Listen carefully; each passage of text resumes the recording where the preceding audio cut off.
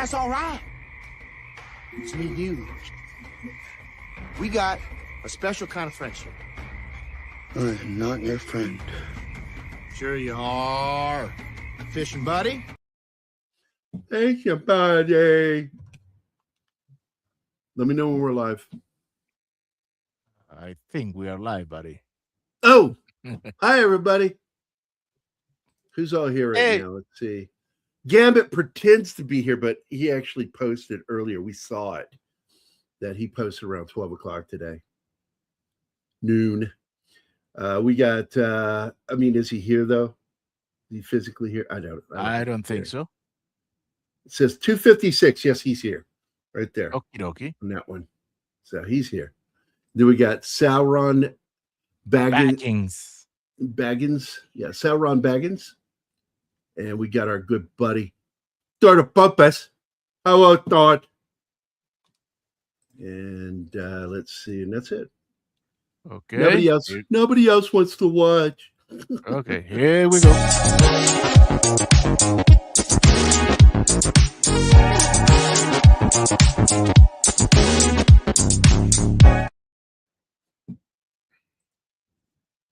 They're probably just mad because he took the day off yesterday. So they're not showing up today. Didn't take the fucking day off. I know. That's called a sick day. I know. I defended hey, you Sasha against Fred. Snorty. Groundbreaking. I know. I saw what you did. Yeah. So, yeah. No, it's like we had this nasty little winter storm coming in, and the barometric pressure wasn't staying stable. It was going up and then going down. And my entire fucking skeletal system locked up and said, no. Those old bones. These old bones. Yeah. Let me tell you. I've told Anima that I'm going to start talking like this all the time. Yeah. If you want a divorce before the marriage. I told her, I said, tell you what, baby, when you first met me and I talked like this, how you doing there? Yeah. How about that? My name's Not Gurry. be a relationship. My name is Gurry. Hello? Where'd everybody go? When you go into Gary's house, you just hear, Yeah. and you go, wow, you got a creaky door. And he goes, what door? Yeah, it's like one of those moments where a tumbleweed just goes across the scene, and then everybody stops for a second and goes, where the fucking tumbleweed come from? We don't have them here. So that's good. You have a fan. I don't hear a fan. Yeah, No. he is the Eye of Sauron. It's your show now. Yeah. Yeah. Yeah. Yeah. Oh, Reed's here. What's up, buddy? And Penny. Penny, hello. Hi, Penny. For those of you in Japan, hello. Oh, yeah. It's better than the fucking Greenland too. Oh, please don't tell me that, Gambit. Oh man, I love the first movie, man. It was so good. We still haven't watched that, I think. No, we haven't. Gary's back door squeaks. Okay, we got a back door. He needs some lube. Can somebody do that, please? Okay. Hey, deleted scenes, can you do it? No, I'll do it myself. Hey, Bandit, this is Little Beaver. Put your foot on the floor, we got your back door, and I'm cleared. That's a 10-4. Speaking of Beaver, this episode has been brought to you by There we go. Backdoor That's Beaver. it. I'm leaving. Without. Do the show without me. Respect the beaver. No. You will live and die by the beaver. Well, I can say this. Look, if you go watch Dave Cullen's review of the two films, comparison video, there's nothing he says in there that I haven't said. I'm like, I watched the whole thing and I'm like, holy crap. I mean, I have said the exact same fucking thing in the writing, that Armageddon is not a story. It's an event with a bunch of plot points in it. Whereas They Deep just Impact, made a movie around a love song. That's all it is. yeah, a love song that a guy wrote for his daughter. Yeah, not weird at all. No. Deep Impact A. Are we watching Gert's old sex tapes? I will have you know that take the fucking comment down. There we go. It's Guri, also the mighty Gert. So there you go. Because I'm keeping the Gert, but I also like when my buddy Vic calls me Guri. Hey, Guri. Well, and I like both Greenland, so now you're compelled to watch it. No, I'm going to watch it anyway because I liked the first movie. I want to see what they did. Let's see. That's the Gerard Butler one, right? Not Yeah. The fact that we're buying the country. It's Deep Impact. We're going to be buying pockets of it. And the parts that I don't know why that just turned sexual in my head when I said the parts. From what news we get here is that you will be allowed to have military bases there, and they count as U.S. territory. You're not buying anything. Yes. Guantanamo 2.0. Deep Impact feels very much like On the Beach, with people facing the end of the world and how they process and deal with it. Yeah. Yeah. Pretty much. The one difference, because I love that movie. The original film is so fucking good. And don't get me wrong, I enjoyed the one with Armando Santi that was made, I think, in the 80s or 90s. You got more names than Puff Daddy. Goddamn right. Because he's been called P. Diddy, Puff Daddy, Sean Combs. Sean Diddler. Combs. Sad trivia. Dietrich Lohmann died of a heart attack after completing the cinematography of the film. Yeah, I remember reading that. Used to be director Rainer. Oh, okay. I guess I'll get it myself. Yeah, please. Where the fuck was it? Oh, God damn it. Why do you do that? Like Here right in the it middle is, of here it reading. is. Rainer Werner Fassbinder's first cameraman. Yeah. It's good stuff, man. Deep Impact feels very much like On the Beach. Yep. Very Now, agreed. I would like to know, Gambit, can you please explain to me the adoration you have with Fassbinder? Yeah, he Well, mentions it in Fassbinder's- almost every show. Yeah. I don't think there's been a show without him mentioning Fassbinder at some point. And Querelle. Maybe it's just an alcohol term, fast bender. Yeah. You. I went on a bender. Yeah. It's a fast bender. When they Fassbender, that's the German version of it.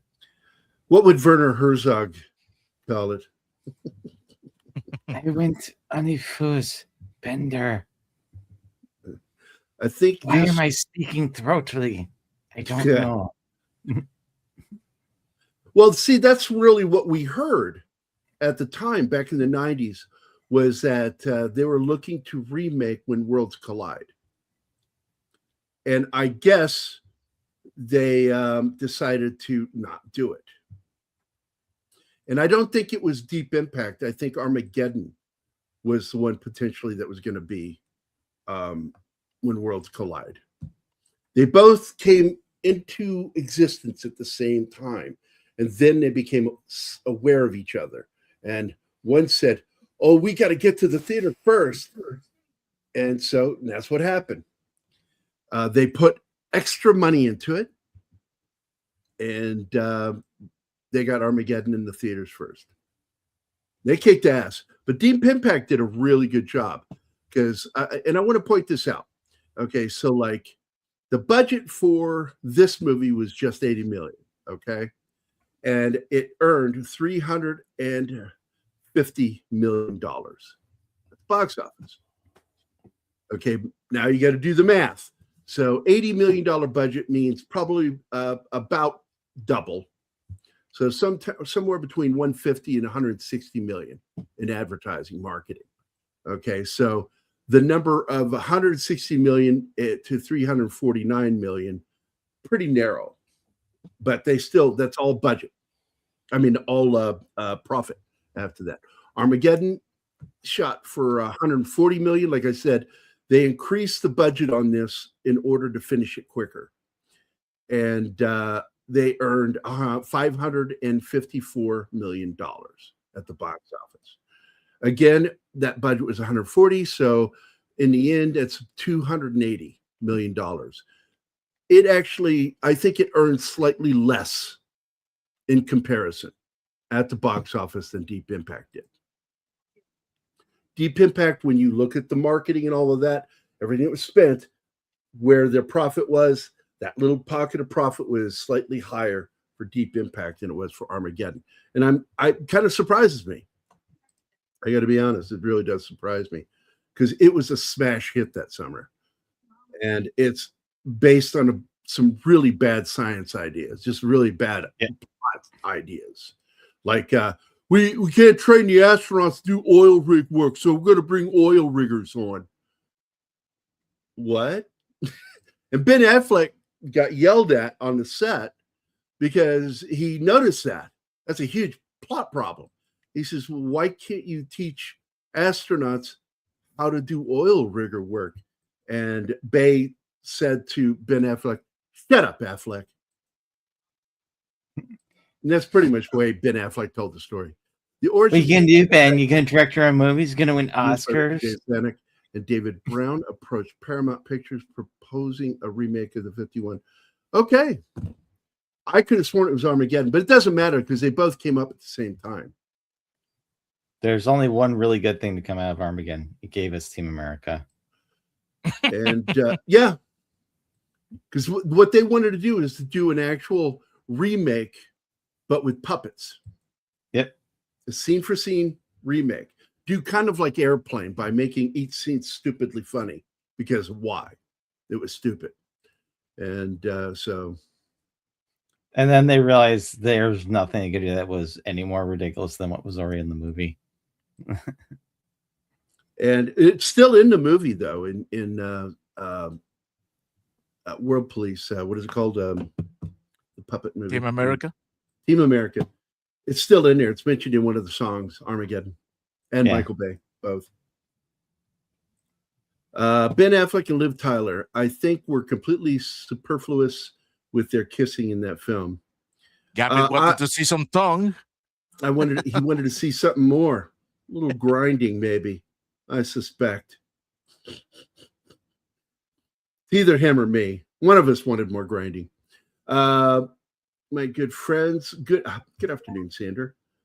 Give warm bear hugs to, we know who he's giving those warm bear hugs to.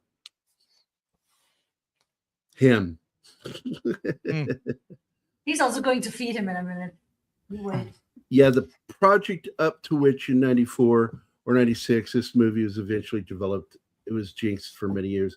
And the biggest jinx that it got was Armageddon.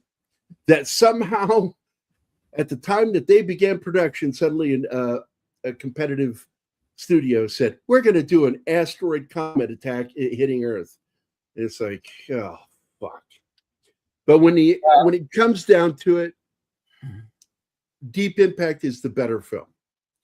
Yes, Armageddon has the better visual effects. That's true. But the visual effects do their job in this movie. And I think there's only one leap in logic, really, for me in this movie. And that's him outrunning that fucking wave and getting to the top of that fucking hill. And the wave suddenly loses momentum. I mean, did you see the fucking momentum when it was coming at that mountain? And then all of a sudden it goes, oh, okay, I'm all tired now. I'm not going to go all the way to the top, kill everyone.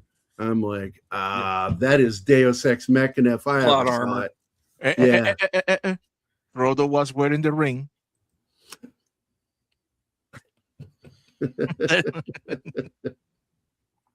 And you know what? Anima was really shocked at how young he was. He goes, wait a minute.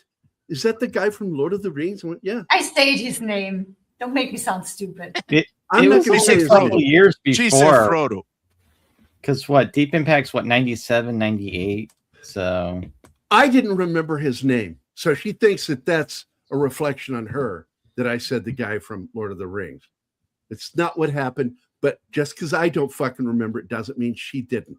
Okay, sweetheart, can I have sex tonight? With Tell yourself, me you're maybe. old without saying you're old.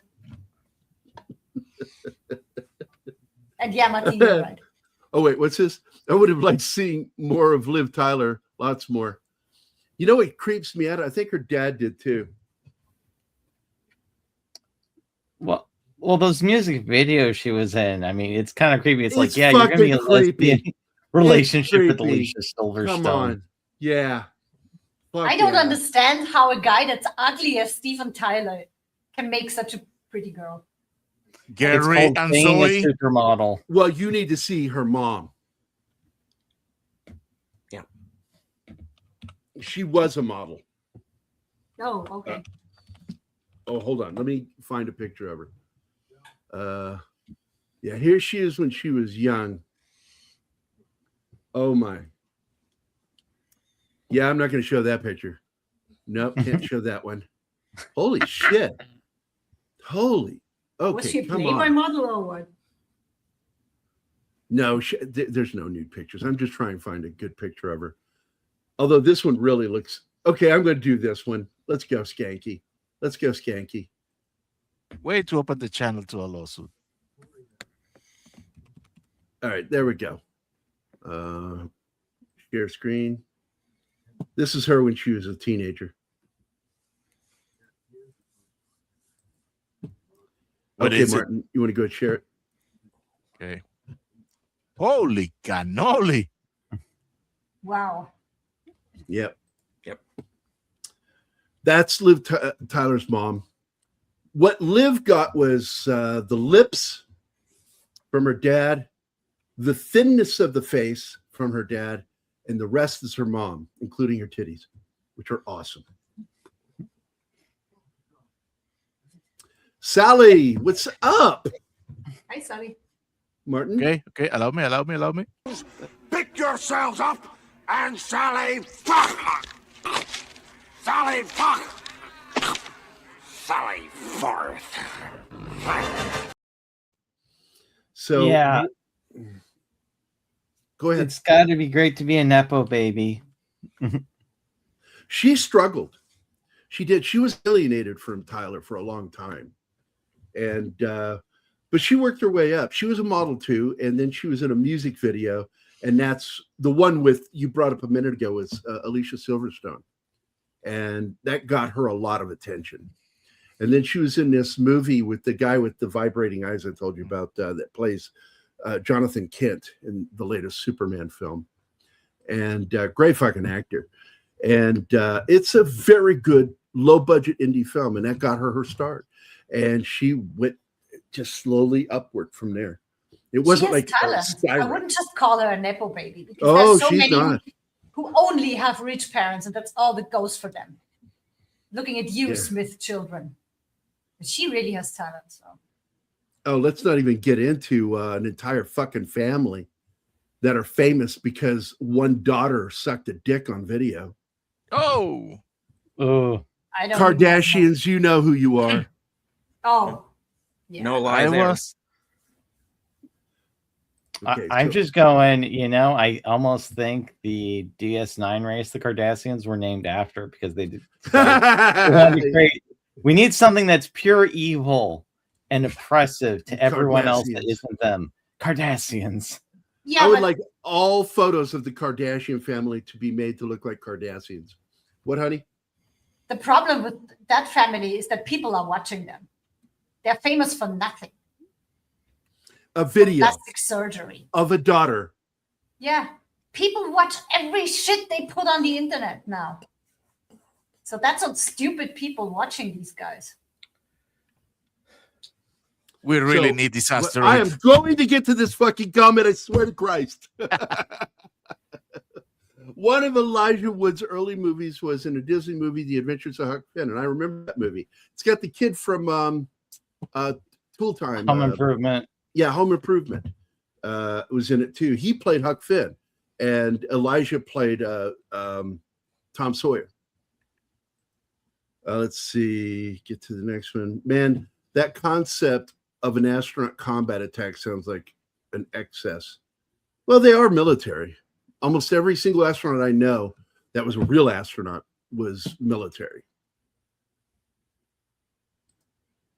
Oh, I forgot Paul Young from Desperate Housewives is in the movie. Hot Elf Mom. And that's where Liv gets her looks from. No, she gets her lips from Daddy. Possibly a little bit of the shape of the eyes, too. Although his eyes are kind of squinty. Her eyes are more like her mom's, but they're bigger. When Worlds Collide in 30... are we still on this one, Gambit? Co-written by Edwin Bummer and Philip. Because we need to do that movie. I would like to do it. I'm going to drop that down. Because we'll Gambit, you'll get your chance, okay? And we will do When Worlds Collide on a Saturday. Because I do like that movie a lot. I just watched it about a month and a half ago.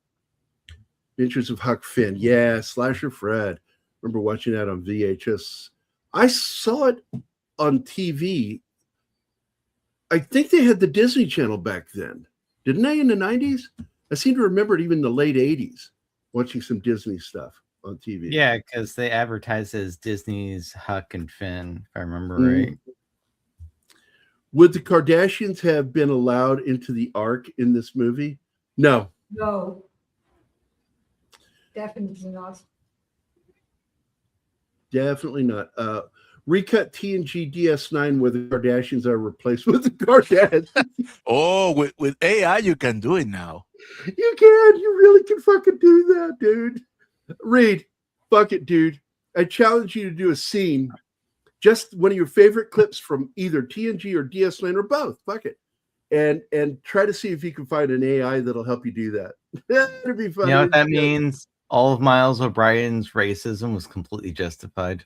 If you do that, we will show the whole thing, despite the claims.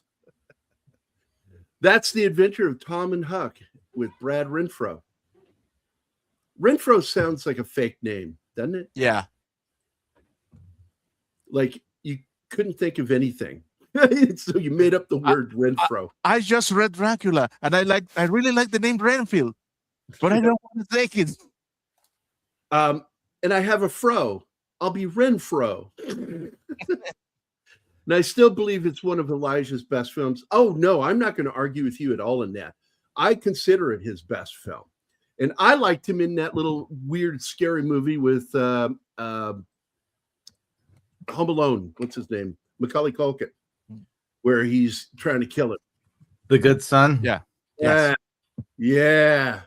However, movie, I do. Dude, he was ultra creepy in Sin City. I freaking love how he portrayed that character. Look, Elijah Wood looks creepy. There's something wrong with his face, okay? He's okay as a kid.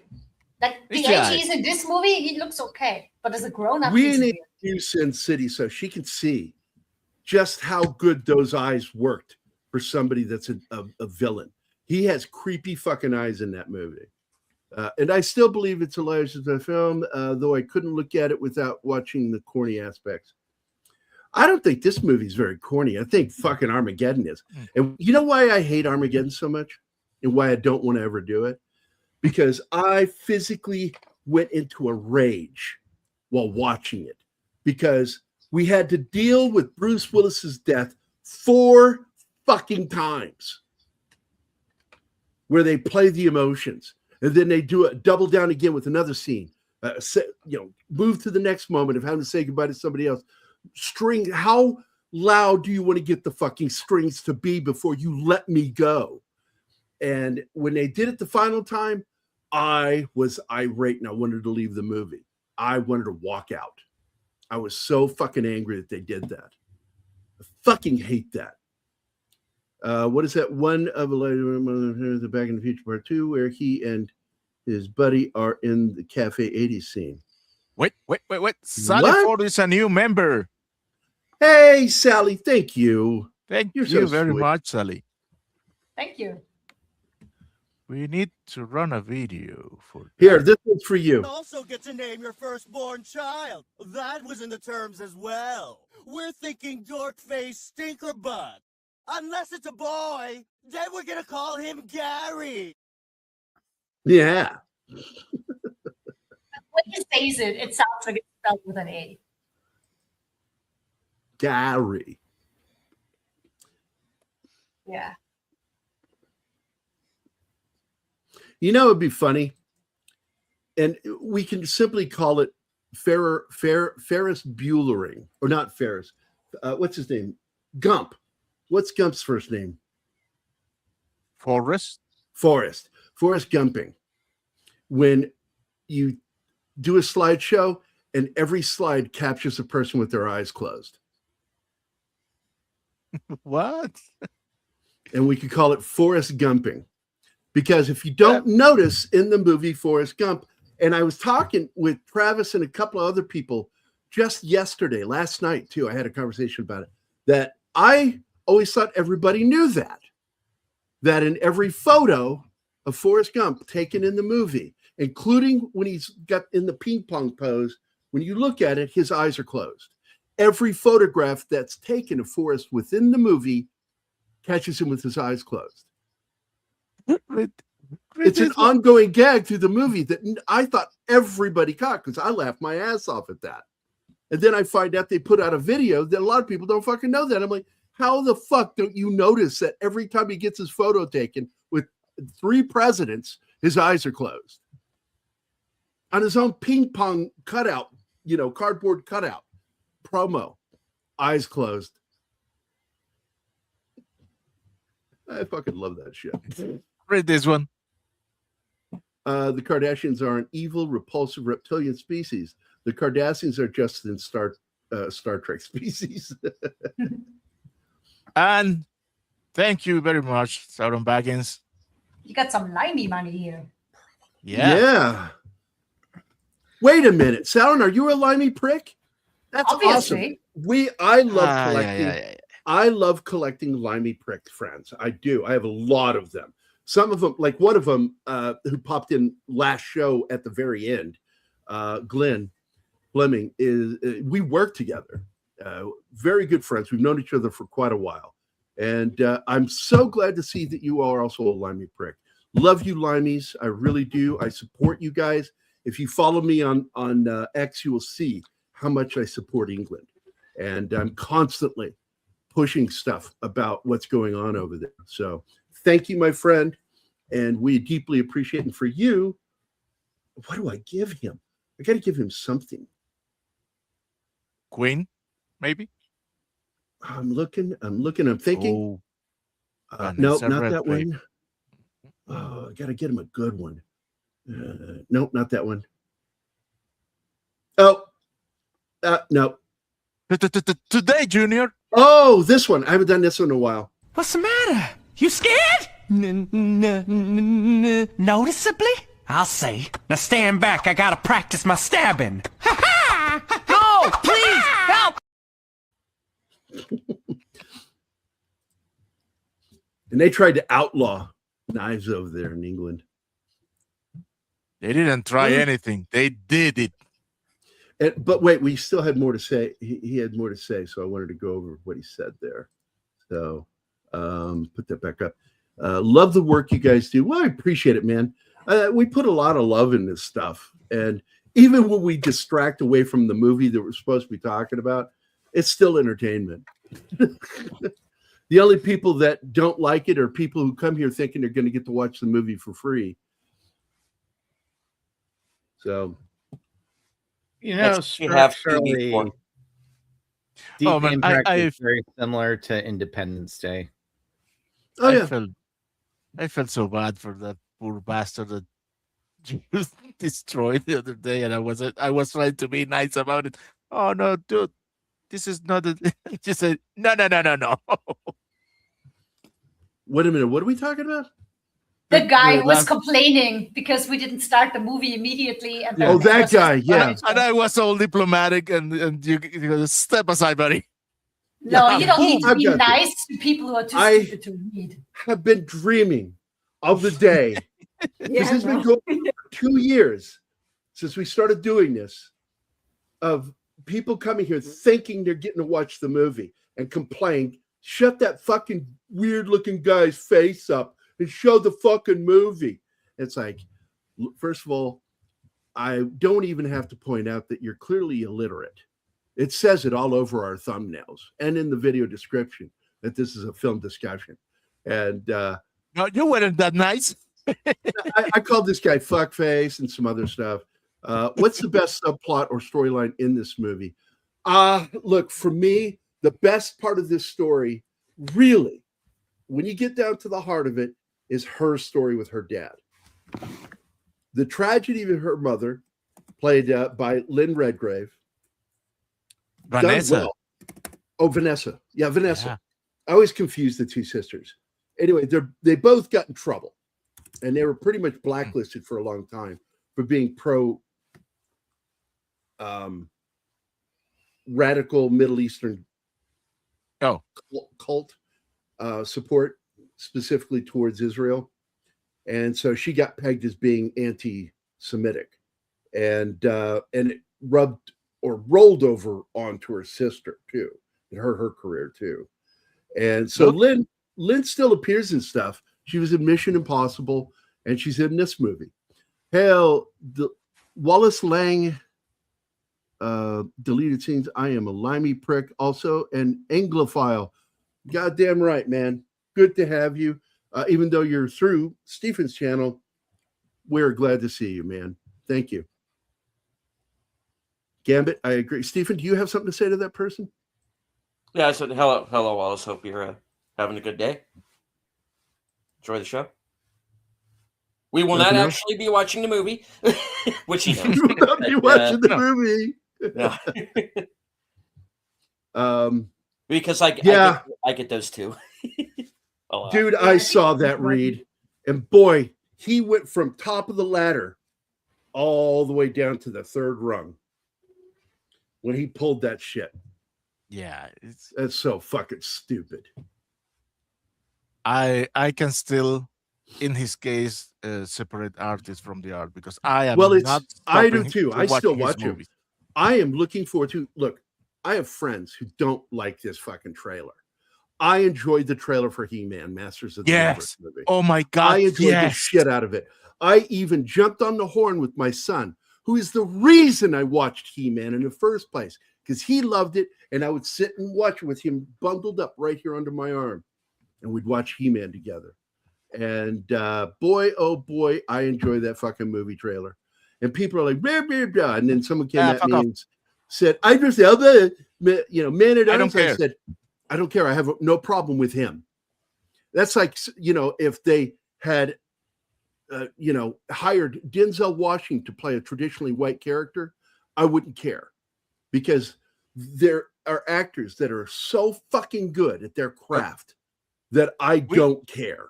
Which they did. Greasy wasn't a black man in the original story. And Macbeth is Scotch. No, he wasn't. Wait a minute. He played Macbeth? Yep. I don't think I've seen it. A couple of years ago. Yeah. Really? Yeah. It was good. Okay, I got to. By the way, what I think is going on with the he/him in the Master of the Universe, the context for it's going to be a joke. It's a joke. Yes. Well, no, not only that, noticing. He's an office worker.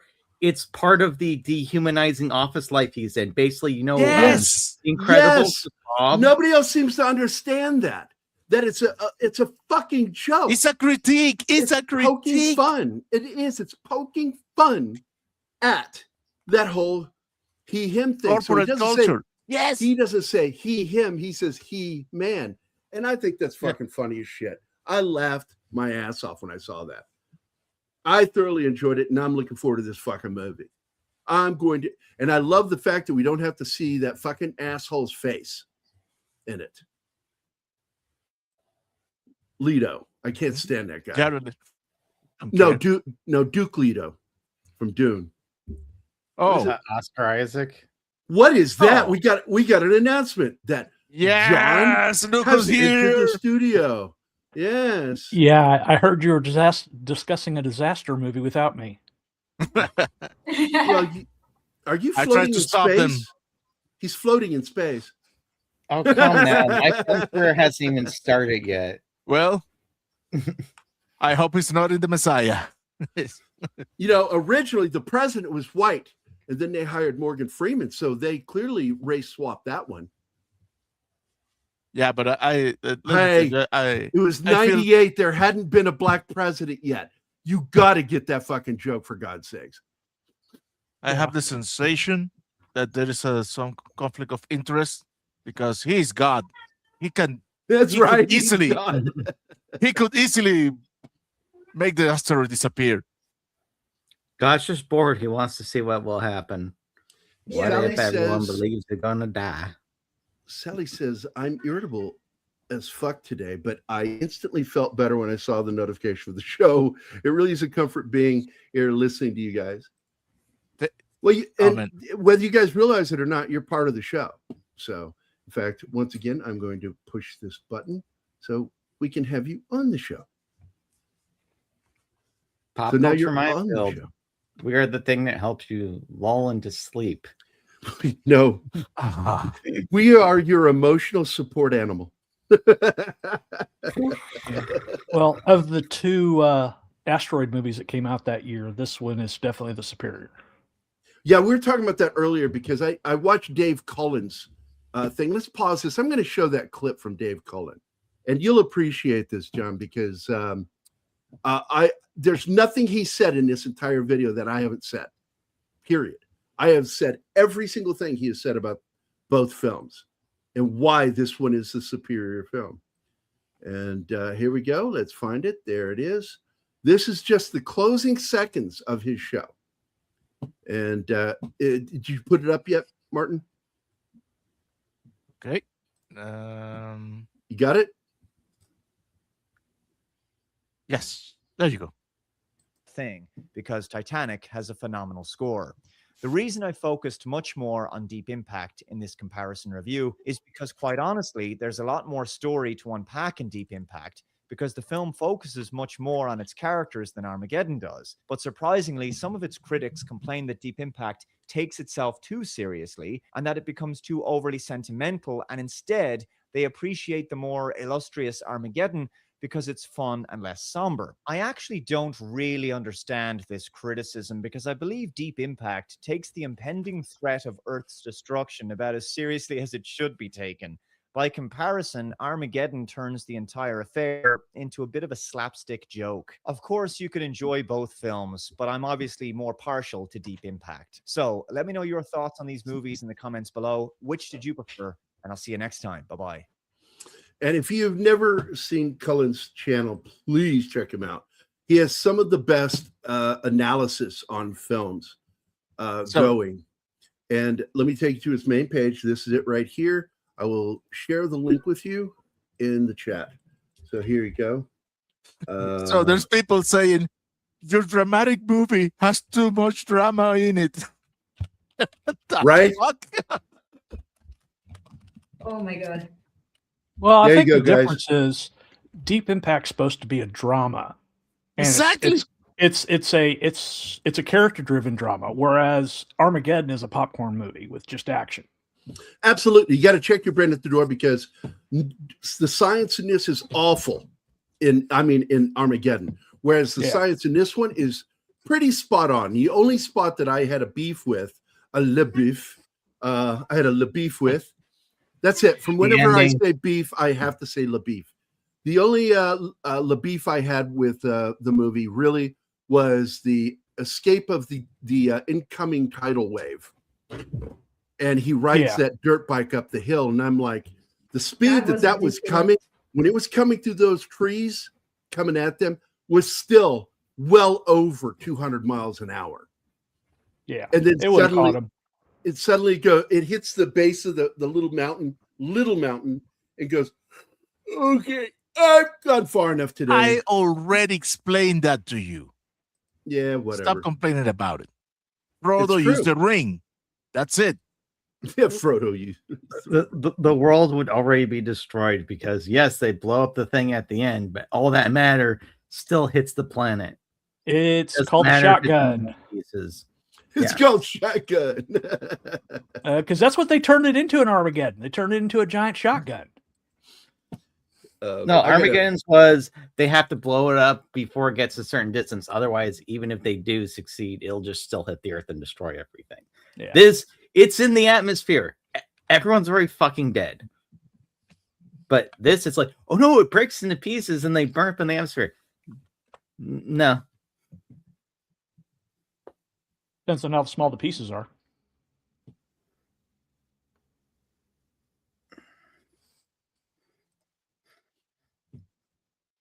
Good job, Shinatsuki. You killed the stream.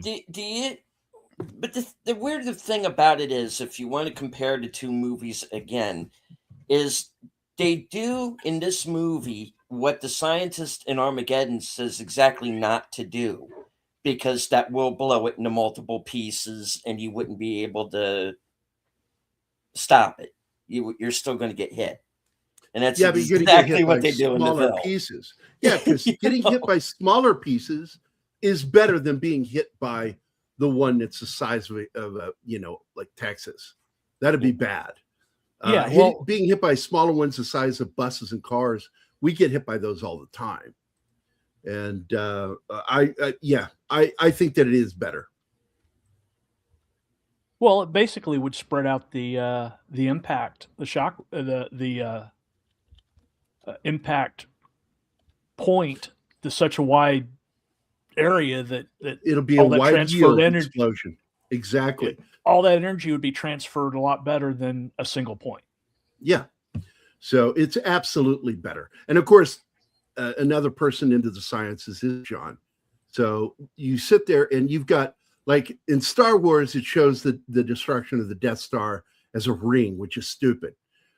That's not what happens. The original explosion actually was better because it just blows from a center point outward. Center point outward in every direction. And that's what exactly happened in this, that they drove this right through the center of this fucking comet, asteroid. And because it's got a tail, it's a comet, not an asteroid in this one. And what do they call it? It's got a tail and what the fuck is the thing called in the front of the asteroid? I just forgot. The comet. The Corona. Corona, thank you. And I went and I couldn't remember the fucking word. Corn? No. Camellia. So anyway, either way, the planet's still screwed because it's going to get hit by a bunch of them. But the fact is, you're not going to have the nuclear winter like you would with the larger one. It'll still put up a ton of debris in the atmosphere. You would still have a nuclear winter, but it wouldn't be as bad because it wouldn't be a single. It's spread out, so it's a lot less. Plus, you have a lot more hitting the ocean than would have with a single point. Yeah, that's another thing with it is it would lead to a mass extinction. It would not lead to the Earth being destroyed. But yeah, we're on the way. Mass extinction number 7 in this film. Yeah, but humanity could probably survive that with our technology. And like they said, they would probably spend a few years underground till it clears up enough. The problem is, if it kills the foliage, you need to have taken plenty of seeds underground with you so you can come back up and retill the soils and start growing plants again. Make sure all the kids are fucking the other sex so you can propagate the species. Because you can't do it the other way. The other way leads to extinction. Yeah.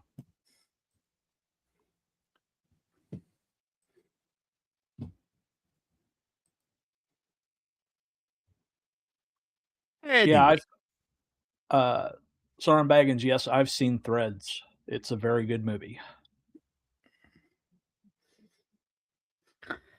Yeah, nukes are one of those things where it's like it's good they kind of did the fear mongering they did, even though No, it's nuclear war wouldn't lead to the extinction of the human race. It would kill a shit ton of us, but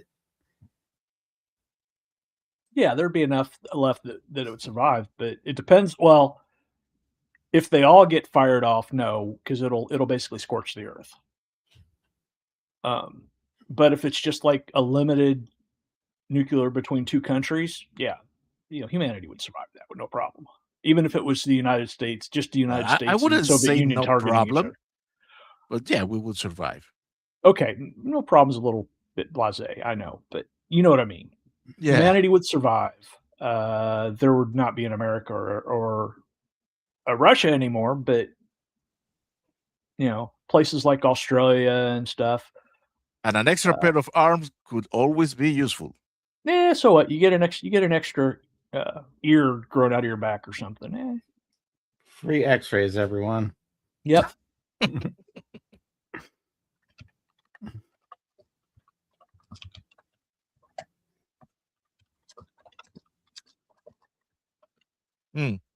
Oh no, I have been a huge disaster movie all my life. I love disaster movies. I think ever since I saw Poseidon Adventure, it was on like Donkey Kong. Oh my God, yeah. He gave birth to modern disaster films. Oh yeah. And good grief. Yeah, that movie. I was broken when Gene Hackman died in that movie. Hey, don't spoil. On the one hand, it's nice to see the special effects. On the other, it is kind of eerie that we as a species love to see everything get blown up and destroyed for entertainment. Like literally, like this movie, what's it about? Oh yeah, humanity's gonna die off horribly. Great, sign me up. Yeah, that's the irony because is, then reality doesn't look so bad anymore. When is Gene Hackman's birthday, Anima? Would you look that up real quick, or somebody? Yep. Yeah. We need to do Poseidon Adventure. I was just watching The Wandering Earth. January. So, yes. Sorry. What do you think of it? I like it. Well, good for you. I hate that shit. I've not seen it. I don't know. I have no opinion. Do it.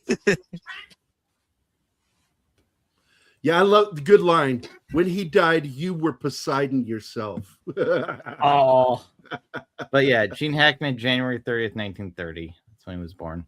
I like Juggernaut. That's got Richard Harris, and I think Anthony Hopkins is in that too, isn't he? Yeah, I think so. It's been a long time. Yeah, I haven't seen it since I saw it as a kid, but I remember that movie. Oh man, that's a good list. Don't mention the Swarm. But it's the Tower in Inferno. Oh, the Tower of Inferno is great. Just don't mention the Swarm. Earthquake's great too, by the way. Yeah. I do like that film too. And even though it's technically not a disaster film, it was made like one. Is the movie 2 Minute Warning with Chuck Heston. Yeah. Let's see.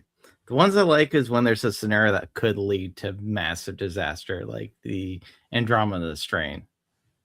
Yes, there was. It was starred George C. Scott. And I like that movie. It's not great by any measure. And I'm trying to remember who directed that. Wasn't that Irvin Kershner? Who directed Hindenburg? I can't remember. What's Hindenburg? I'm looking it up right now.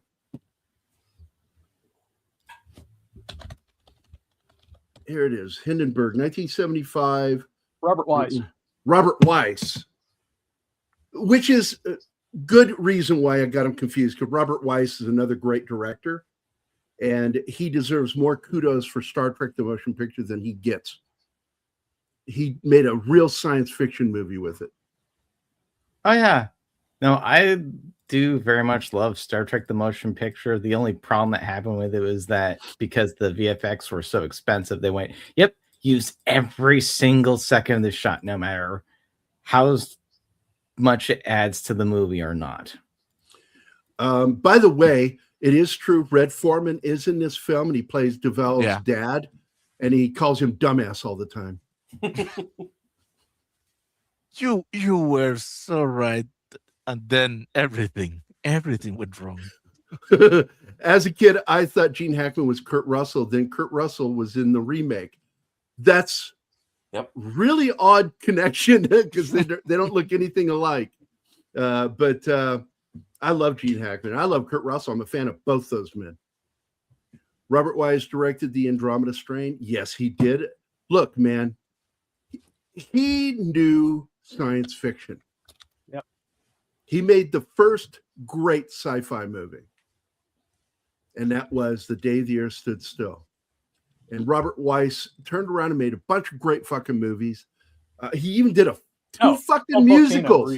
Yeah. He did 2 fucking musicals. He did West Side Story and the one that Anima hates about Austria and an Austrian family. Sound of Music. I hate that. God almighty, John. Almost every Austrian hates it. And because there were no kangaroos. It's so cliche. It's just so cliche. It's painful. I've got to find something for you guys.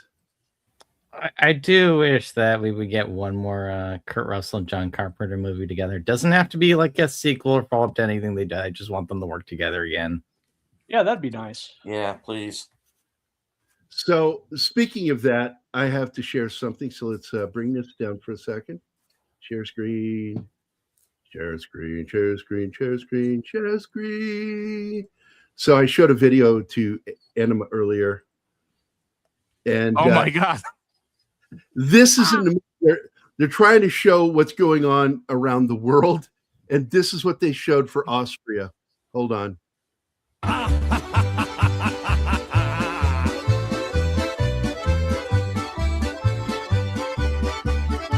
Yeah, we'll get claimed for that. I'm sorry, that's so fucking funny. I feel the need to bleach my eyes now. Oh my God. I need the link to that. That's just so wrong. It is. So, and by the way, yes, the disaster film came out in 1975, and it starred George C. Scott and directed by Robert Wise. And I think it's a much better film than critics panned it. So I like the critics film. Who cares about critics anymore? Critics Nah. pan. Critics Me always don't. Go ahead, Charles. Basically, if a critic pans it, I think the exact opposite. I'll go see it. Yeah, exactly. Like what's her name with the squinty face, like she just ate a lemon on YouTube. You know, if she doesn't like a movie, Grace Randolph. Yeah, Grace Randolph. If she doesn't like it, I'll go see it. If she likes it, I avoid it.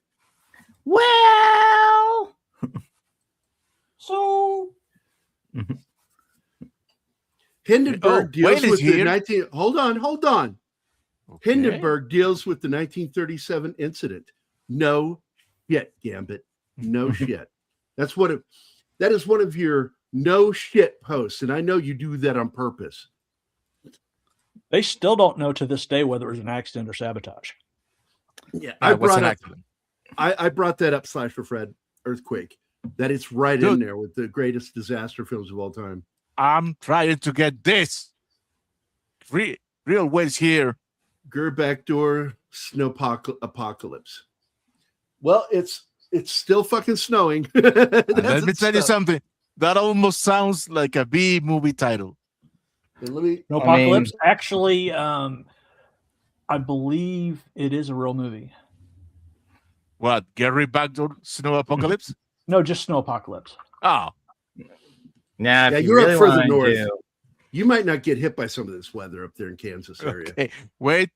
Here you go. Check around and see if there's a back door. I'll tell you the best thing about this movie right here. After Fred and Sauron. Fucking Marjo Gortner is in that movie. I am so fucking sad that I hang out with you guys sometimes. It just makes me sad. You don't know who the fuck I'm talking about, do you? I do. Yeah. I know who Marjo Gortner is. I can't describe who the hell he was in the I just can't exactly describe his character in the movie because I'm still trying to He's fucking figure it out. He's a National Guardsman he's trigger happy. He wants to kill somebody, and typical anti-military shit. And but Marjoe Gortner is originally known for having been one of those fake evangelists, made a lot of money, and then switched to Hollywood. And he was in the movie Star Crash, which was stolen, of course, from Star Wars. It was the Italian Star Wars. And then he was also in Earthquake. And past that, I don't know much else that he was in other than a biopic about himself, where he played himself. It's actually a good movie, but it shows how fucking crazy he is. The Swarm, it was cursed by bad effects. That's what killed that movie. The Swarm is the only movie to ever give me nightmares as a kid. Really? Yep. With those effects? Yep. Wow. My favorite disaster movie, Airplane. All of the, first of all, I want to go over the originals that helped inspire that movie, but it wasn't the movie. People think it is. The movie is actually a remake of 0 Hour, which I have that movie. And it is a shot-for-shot remake. Yeah. And but I am an airport fan too. I love the airport movies. Go ahead, Martin. And the joke, the things that you don't see inside Airplane, there are reference in radio conversation, like the affair between the captain and the stewardess. Yeah, and we have Bergman's Girl. Hold on, I put that up because I wanted to do something real quick here. Was the super volcano one with Tommy Lee Jones called Yellowstone? No, it was not. That was actually around Los Angeles. That volcano. There is a volcano under California. But there was another volcano movie, disaster film, with Dante's Peak. Yeah, Dante's Peak with Pierce Brosnan. Yep. And what's her name from Linda Terminator? Hamilton. Linda Hamilton. Yeah, I said the chick from Terminator, and you said Linda Hamilton. So good for you on remembering her name because I didn't remember her name. Hey, Baba Tunj is here. Baba Tunj Bella is a motherfucking house. What's up, y'all? How you doing, man? By the way, good to see you. There's a movie called Snowmageddon, and there's a movie called Arctic Apocalypse. Oh, there's also one called Avalanche Sharks. We won't even get into the shark movies because there's Mummy Shark, Avalanche Shark, Sky Shark. There's yes, Sharknado. I have and a guess long what? list of. I have them all. Welcome to the club, brother. My brother in Shark. Yeah. No, I just got a thing for asylum movies. That's all. No, I get it. They have a huge fan following. Sauron. I still think the scene where I still think the scene where the astronauts are saying goodbye to their loved ones hits harder than Armageddon. Well, they overdid Armageddon with the fucking sticky, sweet music and showing Bruce, Willis dying multiple fucking times. They would play the strings. He'd have to say goodbye to someone. Then someone else would show up, and then you have to say goodbye. And they did it multiple times. And by the last time, I'm like, I was so done with that fucking movie. I wanted to get out of there. I'm like, how dare you try to work me? I don't like that. A director shouldn't try to work his audience. You should do things to move the audience. You shouldn't work them. And that is so manipulative, the way they did that. And it was obvious. I fucking hated the movie for that one reason. Greetings and happy Saturday, PCM legends, Gary, Anima, and cool fellow panelists on the Snowy Fourth Dimension. Blessed chat sisters and brothers. Hope y'all are prepared and safe for this ice storm. That is from Matthew Marcillo. Thank you, my friend. We are in the middle of it right now. I'm looking out my window and all I see is trees and white. That's it. I can't see ground anymore. It's all white. Holy shit. It's coming down. That's the only advantage we have in California. The ice storm itself caught on fire and burnt down. By the way, did you see what Halle Berry said about Governor Newsom? Oh, you go find it, dude. I am not going to tell you any. She burned him worse than the forest fires did. Yeah. Oh. She I almost fell asleep, but when I drank Pepsi, it kept me awake and watching this cringe of cheese. Oh, Jesus Christ, Bubba. You are so opposite from all of us here. We love this movie. This is the superior film to Armageddon because it actually has a story. And but look, man, if you like popcorn fare, God bless you. That's all I can say. Or as they say in the South, bless your soul. Bless your heart. Well, I gotta say, my favorite sequence in Armageddon is the seeing the Liberty and the Independence taking off right one just right to the other, and as they are turning completely into a boat, nobody would perform such a launch, but it looks good. Yeah. Oh, not Charlie Chaplin. I know the one you're talking about. That's what's his name? Buster Keaton. The house falls on and he's in the window and it falls around him. And that was very carefully planned. Yeah, if Buster Keaton was as litigious as Disney, he'd have owned Disney. Oh, hell yeah. So we've got, yes, and Veekman's girl is in the house. Hi, Veekman's girl. Nobody says, to click that button better than that girl. I'll tell you right now. She has something different to say every show. And I like that. That's funny. So let's see. Wow. So sorry, my friend, but glad you're all safe and warm from PCM's presentation. Deep Impact, the very enjoyable movie. Like Armageddon, better for more fun. Yeah, because that's what it is. This movie is an emotional journey about a disaster and how people deal with it.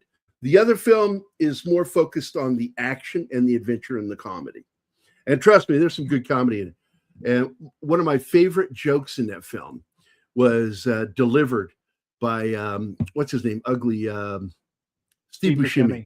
Yeah, he's funny as shit in this movie. He gets what Ren got in Space Madness. He got Space Madness. And I've always correlated those two, that cartoon and that movie, because I've always said that Buscemi looks like Ren Hoek, the Chihuahua. Asthma Chihuahua, specifically. That's his breed, Asthma Chihuahua from Ren and Stimpy. I'm sorry, but I did. No, you don't have to apologize, Baba, man. No, don't you even worry about it, man. One thing I'd love to see for a disaster movie, I'd love a Lucasfilm, but done as a disaster movie. We have Indiana Jones and the Dial of Destiny incoming, and they're just looking on as they're counting down to it getting released. Let me get to some of these. I saw Meteor on cinemas. So Weird Al Yankovic did a tribute to Buster Keaton and the window scene in his video of Amish Paradise. I've got to watch that again. I don't remember that, but I remember the song because I thought it was better than the original. Al joked he nearly died filming a scene. Oh my God. That's funny. Yeah. My girl crush, Olivia Hussey. Dude, Sauron, I'm right there with you, man.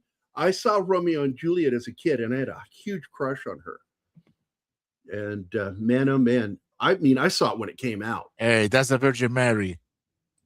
And she played Mary in Jesus of Nazareth.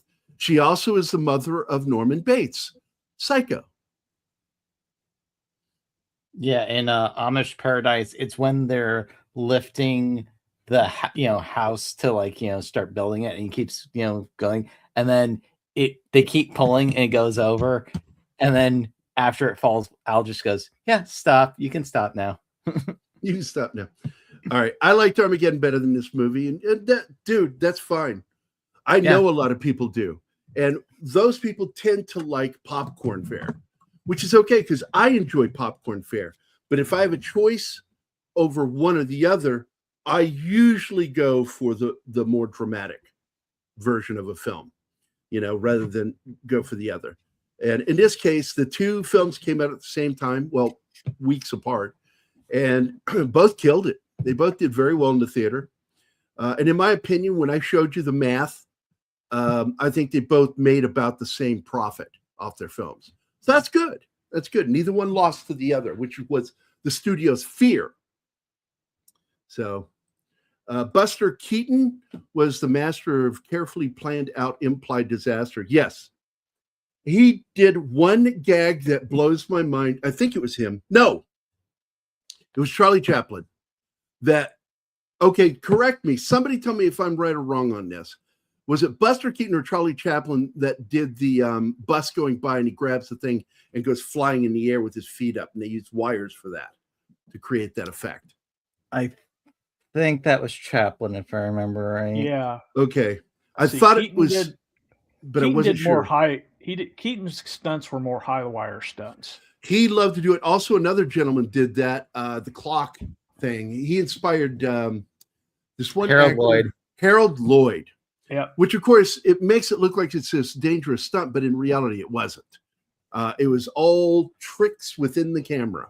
No special effects done to the film, all in camera. But it was done in such a way, very cleverly, that it made it look more dangerous than it was. Buster Keaton was the master of carefully planned implied disasters. Yes. All perspective. Go. Who? You both talked. Oh, John talked too. Well, Chris, John, and then you. Come on, John. I just said it's a matter of perspective. That's how they did it. It is perspective. That's exactly what it was. Oh my God, no. Jon Favreau died. What? In the movie. In the movie. Jon Favreau.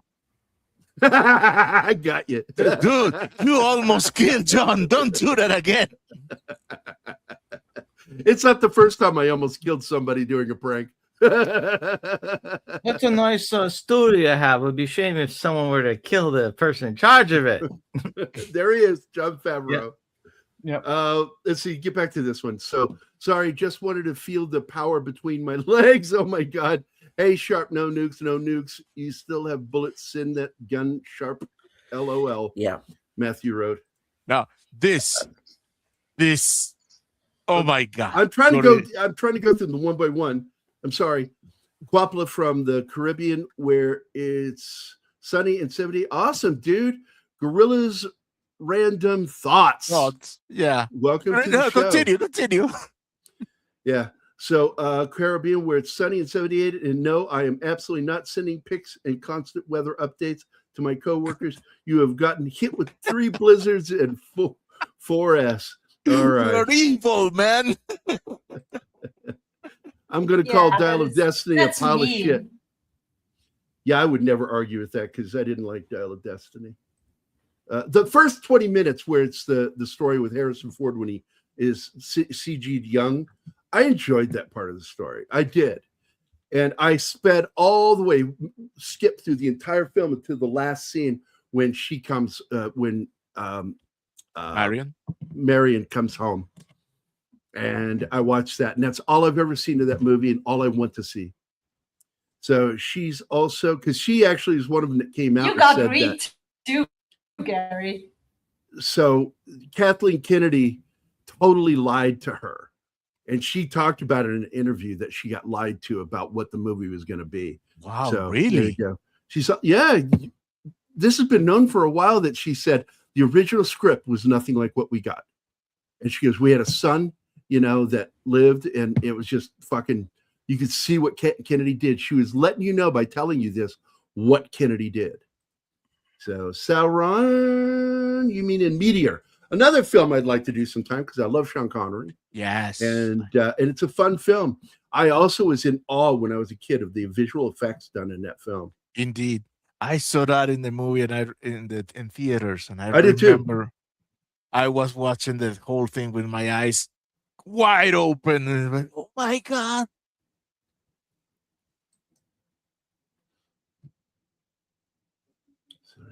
Okay, Gambit. See, like Armageddon, better, but I do admit Deep Impact is much more realistic and true to life. It's fairly accurate scientifically. I also love the fact that the main scientist dies, so there's a lull before anybody finds out about what's going on. and they haven't had time to plan. They've only had a year. So she also was in the 73 musical remake of Frank Capra's Lost Horizon. I don't think I've seen that one. Morgan Freeman was only in a few seconds. He was in several minutes of the film, but I know what you mean. I wish he would have been. Well, the fact is his story wasn't, he is sort of like the captain of the ship, Earth. And that's why all of his scenes feel like a captain's log. And that's what it is. He's sort of a narrator of sorts, like he was in War of the Worlds. Yes, she was in Death in the Nile, 78. That one was with Peter Ustinov. Well, no, Olivia wasn't in Meteor, but Natalie Wood. Yeah. And what sucks is, you know, they were going to get flooded when this meteor hits in that movie. And everybody avoided Natalie Wood because everybody knows that's the only kind of wood that doesn't float. Stop. You hate But he has to tell that joke monetized. every time, though. I'm going to find ways to work it in, mister. You'll see. I think I should just leave and never come back. I don't know much about Charlie Chaplin and Buster Keaton, but I heard the two guys were legends. Absolutely. Them and I forgot his name again. Harold Lloyd. Harold Lloyd were the three actors from that period that did a lot of crazy fucking physical stunts. Physical gags. Because they're a mixture of a gag and a stunt. And that's why stuntmen refer to what they do as a gag. If you didn't know that, that's some little trivia for you guys. Virus. I remember that movie, but I don't remember that movie. I remember it existing. I don't remember anything from it. There's two versions of it, though, Yeah, one with the because sub, it was right? a Japanese co-production. Yeah. So there's a bunch of there's a version of it where there's a bunch of stuff with the Japanese actors that's not in the American version. Yep. So that's Holy the shit! kind So of you can actually watch it and watch two different movies. Kind of, yeah. Okay. I've got to go find this. I got to go find both. I'm going to watch them because I haven't seen it since it came out in 80. Yeah. Was that a TV heard movie Virus, or and I think theatrical? of that Jamie Lee Curtis movie that was based on the comic. Yeah, where they find an alien virus that's electronic, works on electronics. Yeah. So, Annabelle, would you put a note for me later to look up the movie, both versions of Virus from 1980? I like Cassandra Crossing. I saw Cassandra Crossing while I was in London, and I saw it off of, I think it's Trafalgar Square. There was a little movie theater, it was a big movie theater. And I watched it there. It's the same theater where I would later watch Star Wars when it released in London. Is that the one where they're trapped in the tunnel? Or am I thinking something else? No, they're on a train and a virus has been released on the train. And so the government agrees they have to die. We have to destroy that train. And so the people on the train are fighting for their survival. And by the way, which the one big is that? hero has O.J. Simpson. O.J. Simpson's the hero in that movie. Gary, what movie was that you were talking about? This The one. Train? Oh, Cassandra Crossing. Yeah. Has a great movie poster. Actually had like 3 different movie posters, all of them done by the same artist. Really good. And Reed says, oh, for fuck's sake, I don't know what to. Is that the one where the poster has the train you got going him through too. the wall? It's going through a barrier. Barrier, okay. Yeah. I know And there's there's a train people going through something. You see guys off of the train shooting at it. Undercover FBI agent who poses as a priest, which is very ironic. Let's see. Gary, he said for fuck's sake because you got him too when you said Favreau died. That's funny. I'd never seen Meteor and Virus 1980, but Siskel and Ebert reviewed those 2 movies when I watched their show. You're a fan of that too. By the way, Bob, if you weren't here when I've talked about it, I actually knew Roger Ebert and I fucked with him a lot, which annoyed him, but he was always nice to me. Always nice to me. Like I'd reach out to him for something and he'd always be there. to send me information and stuff like that. Really great guy. So I was really heartbroken when he died. That's how it goes with 2 editing constraints on that picture. Well, it's not the editing constraints on it so much, even though that is part of it. What it is you have 2 production companies. So they shoot additional footage just for the Japanese. And those scenes end up getting put over the equal scenes in the American version. And then in both the American and Japanese, I'm sure you see the other cast, the American cast or the Japanese cast, right? Oh, yeah. Yeah. So it's just, that's how they do it. They'll shoot a scene with these actors and then they'll pull them out and they'll put the other actors in there for those scenes. And then when they put it in their respective countries, it's kind of a cool way of doing it. I like that. I really do like that. One of the crazier examples of that is Dawn of the Dead, because you had Dario Argento and George A. Romero, and they both had their cuts of the movies. And George Romero got the American cut. Dario Argento got the international cut. And which one was better? I don't remember. I kind of like the Romero cut, but it's like they're tonally different, even though it's the same shot thing. But the music's different, a whole bunch of other things. Like they removed a lot of the humor in the Dario Argento one. Yeah, it's really interesting. Like if you want to do the comparison, watch both versions of Dawn of the Dead back to back.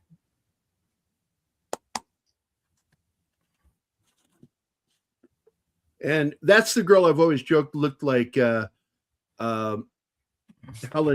what's her name from Twister? Helen Hunt. Wasn't she in Joan of Arc? She looks, yeah, she was in the TV one, yeah. But as I was saying, she always looked like Helen Hunt's lost sister or daughter because she looks so much like her. It's trippy. She quit Hollywood, that young lady. Good on her. I mean, if she made enough. After Joan of Arc, she got fucking sick of the probably the same bullshit that a lot of girls get tired of in Hollywood. Yeah. I've talked to actresses before, and it's just some of the things they go through is like, that's just some bullshit. Well, you look at like Mary Elizabeth Mastrantonio, okay? She's a good prime example of this shit. She did great movies. She showed what she could do. She went into the 2000s, focused on her family for a bit. And then once the kids were old enough, she started on television. And that's what she does now. She's like, fuck movies. She just wants to work on TV, get steady work, and be respected for what she can do. She got tired of the game. It happened with Carrie-Anne Moss. That's why she wasn't in much after The Matrix. It's like, I'm just going to raise my kids now. Carrie-Anne Moss, yeah, she's great. My favorite movie verse is probably nothing you guys watch or like is the Val Kilmer Mars movie. Red Planet, right? Yeah, I like that one. Seen it. I've seen I fucking love that movie. I love that movie. And I thought she was great in it. She's his romantic equal in the film. And she doesn't goof it up like they try to do after 2014 with Girl Bosses. Instead, she just does her fucking job. And she a really fucking great job as the captain of that ship. I liked her character. I really did. But hey, I'm going to find out about those 2 edits on Virus. I've got to check that out, man. Let's just about Cassandra Crossing. It was released in 77, my friend, not 76. Had O.J. Simpson, of course, before he lost his fucking mind and killed the woman he loved. And I'm afraid to say there's no love with that. That's possessiveness. And he also killed a young man. Yeah. Who was just being a nice guy, bringing her glasses back. Fucking gets killed for it. I don't know why, Gambit, but the way I hear you saying it, it almost sounds Germanic. Hey, Highland. 999. No. Martin Acosta Santana, the one in the tunnel was Daylight with Stallone. Yeah. That got panned horribly, and I enjoyed the shit out of that movie. I like Daylight, yeah. That was a good popcorn movie, man. I haven't seen it yet. Well, they never do. Like, I remember Saw critically getting the first one, mind you, getting critically panned. And it's like, no, I this like is that movie great. too. I thought it was a really good film. I didn't like the sequels nearly as much, but that first Saw movie is a really well done movie. Anima, you'll like this. Mac and I went to see Saw. We went to Seesaw. Anyway, we went to see the movie Saw. God, that just sounds grammatically wrong. Anyway, in the movie theater there in Lebanon, Missouri. And forget the name of it, the B&B. That's it, the B&B Theater. And we sat there. We were 10 minutes into the movie, and we both do this thing where we lean close together because we've seen something. And we both go, yeah, you notice anything? He goes, yeah. He says, the body on the floor. And I went, yeah, that's the villain. And he goes, yeah, it's the villain, man. We figured it out 10 minutes into the movie that was the villain. And it's sort of the same thing when we went to see, what was that other movie? Sixth Sense. And I remember Craig's family got so pissed at me because they heard me when I said, he's dead. Like when he tried to open the basement door and he couldn't get it open. I'm like, he's dead. He died on the bed. That's why it cut that way. I still think my best one is Weapons, though. Because as soon as I saw the triangle and the titles, you figured that out. Yes, you did. I did not. And I thought that was great that you caught that, man. Ron Eldard is an actor that a lot of people don't fucking know. This guy right here. I fucking love this guy. Mac and I used to collect anything he was in. He's that good of an actor. And he was in, Saving Private Ryan. He was the wrong Ryan. If everyone remembers the scene where they get the wrong Ryan and he's worried about his brothers and shit. That was Nathan. No. That was Nathan. Ron Eldard is in there. Is he? I could have sworn that's who he played. Yes. I don't think I've never spotted him. Wrong Ryan. He's in so many fucking military movies and nobody fucking remembers him. Ever. When Trumpets Fade, World War II movie was on HBO. He was in that. Yes. But he plays a throwaway character in that one. Oh, no, it is Nathan Fillion. I don't know why my brain just like... He plays Durant in Black Hawk Down, the chopper pilot who got left behind. Yeah. He played Dodge, one of my favorite characters in Ghost Ship, which I love that fucking movie. And he's in another film that I love. They remade it again later, not as good. And both films had John Goodman in it. He played the runner in the movie The Runner. And if you've never seen that movie, it's got, what's her name from Friends? The dark-haired Courtney Cox. He's also in a great hockey film called Mystery Alaska. Great fucking hockey film.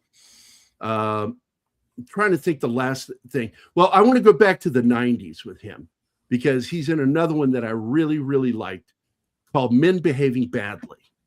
Mm-hmm. There was a British film or TV series, and then they remade it for America. And they had, what's his name? The copy guy from SNL. Rob Schneider. Rob Schneider. Rob Schneider and he are in the show together, and they were great. They got 2 seasons, but that show deserved more. It was actually funny. I know that it's funny because Anima hated it. Because it's true. It's for guys. That's guy humor. It totally is for guys. You just see Anima staring angrily. I'm like, yep, this is an amazing. You don't know. You don't understand. She puts a mark down for every time she's going to have to hit me when she gets here. So I've got a lot of hits coming.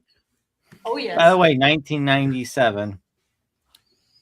So let's get into this, Sauron, because it's a good point. The reason she kills herself is really kind of vague, and I'm not totally sure. I know she suffers from depression, okay?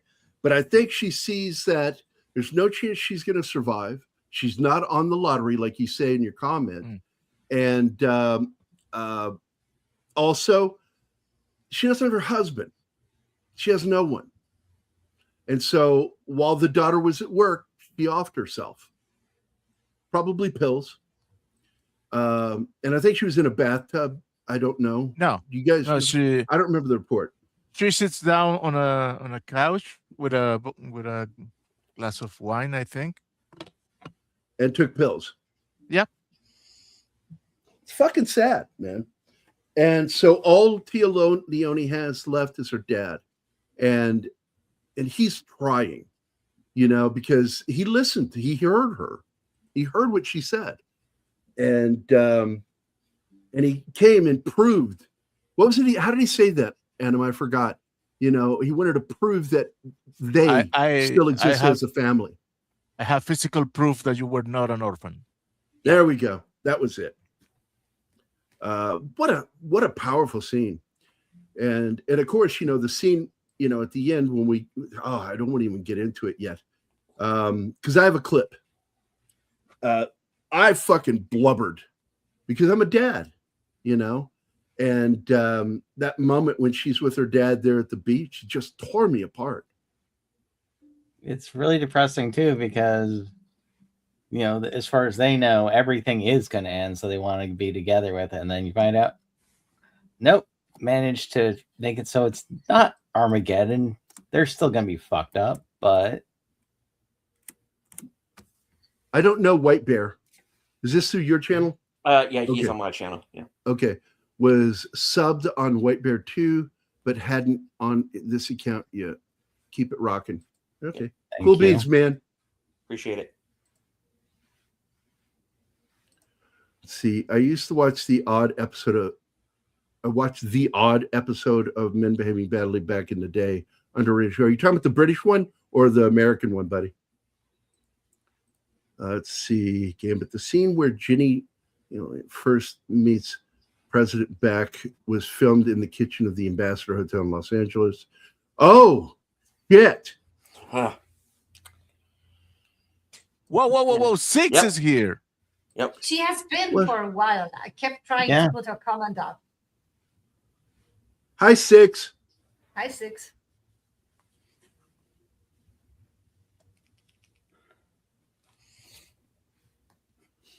Absolutely. Six. I love that fucking movie.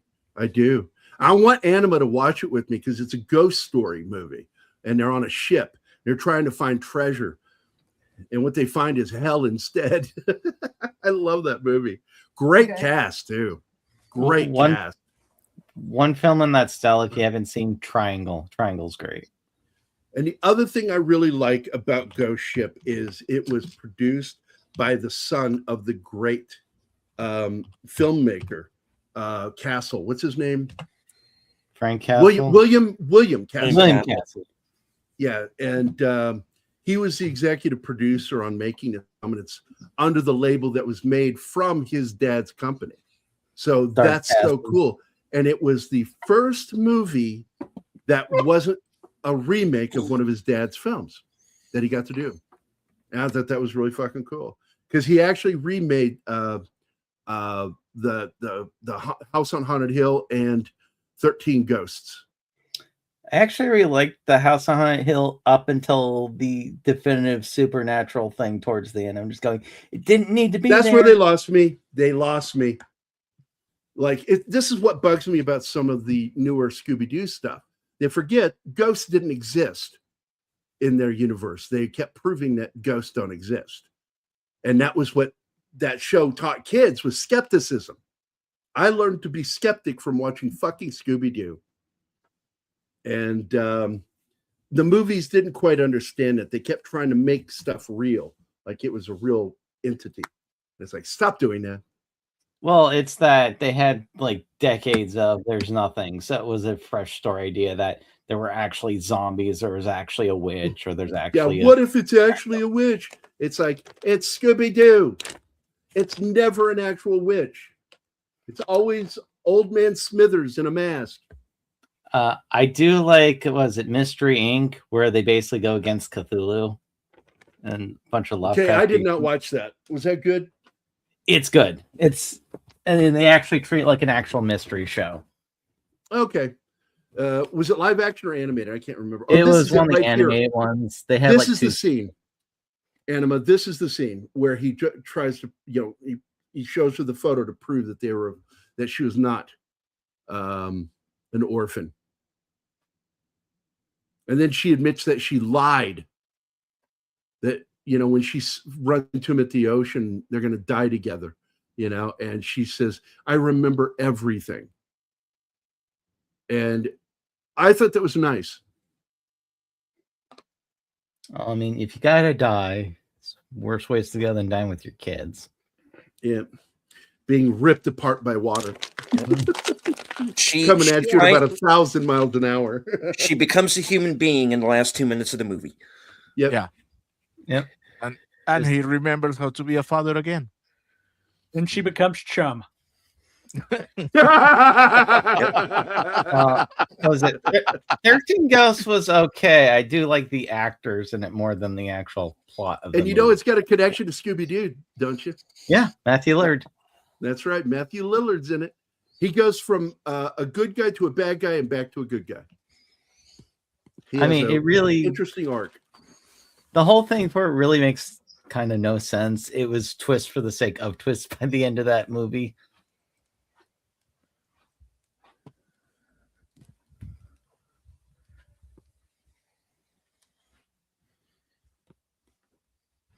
I did like that. Was it 13 Ghosts had Monk in it? Yeah. Oh yeah. He's the dad. I was very surprised when Vanessa Redgrave offed herself. She seemed really self-confident. Very sad. You will be surprised at who will do that. But I think she actually saw it as the end anyway, and she wanted to go out her way and not the way that this was going to do. So I kind of respect that, but it's kind of sad because there might have been a chance of surviving if people had done the right things. Steam games, yes. Ghost Ship. Oh, it's a film to check out, Gambit. I'm serious. If you like horror films, that's one of them. I like ghost films. It's one of my favorite subgenres of horror because they're not always horror to me. Ghost films are more interesting to me. They're a mystery. And almost always there's a mystery. And I like that. One of my favorite ones with that, it's an animated one, but it's a really good one called Magnetic Rose. I don't think I know that one, buddy. What's that about? It's basically these guys go salvage, and it turns out that it's this old retired opera singer, and it's ghosts, and they're being haunted by it. But so there's really cool stuff that they go in an area and it looks nice and pristine. It's because there's holograms going on, so everything's actually rotten and decayed, but has the view that it's all. It does some really creepy, trippy stuff. I'll send you a link sometime if you want. All right. Sounds good. I don't know much about Téa Leoni, but I remember seeing her in Bad Boys. I will tell you, that's a woman who I think got fucked by Hollywood because I think she's far more talented than the way she got treated. Where is she? Where is she? British one with Martin Clunes and Neil Morrissey. That was a funny show.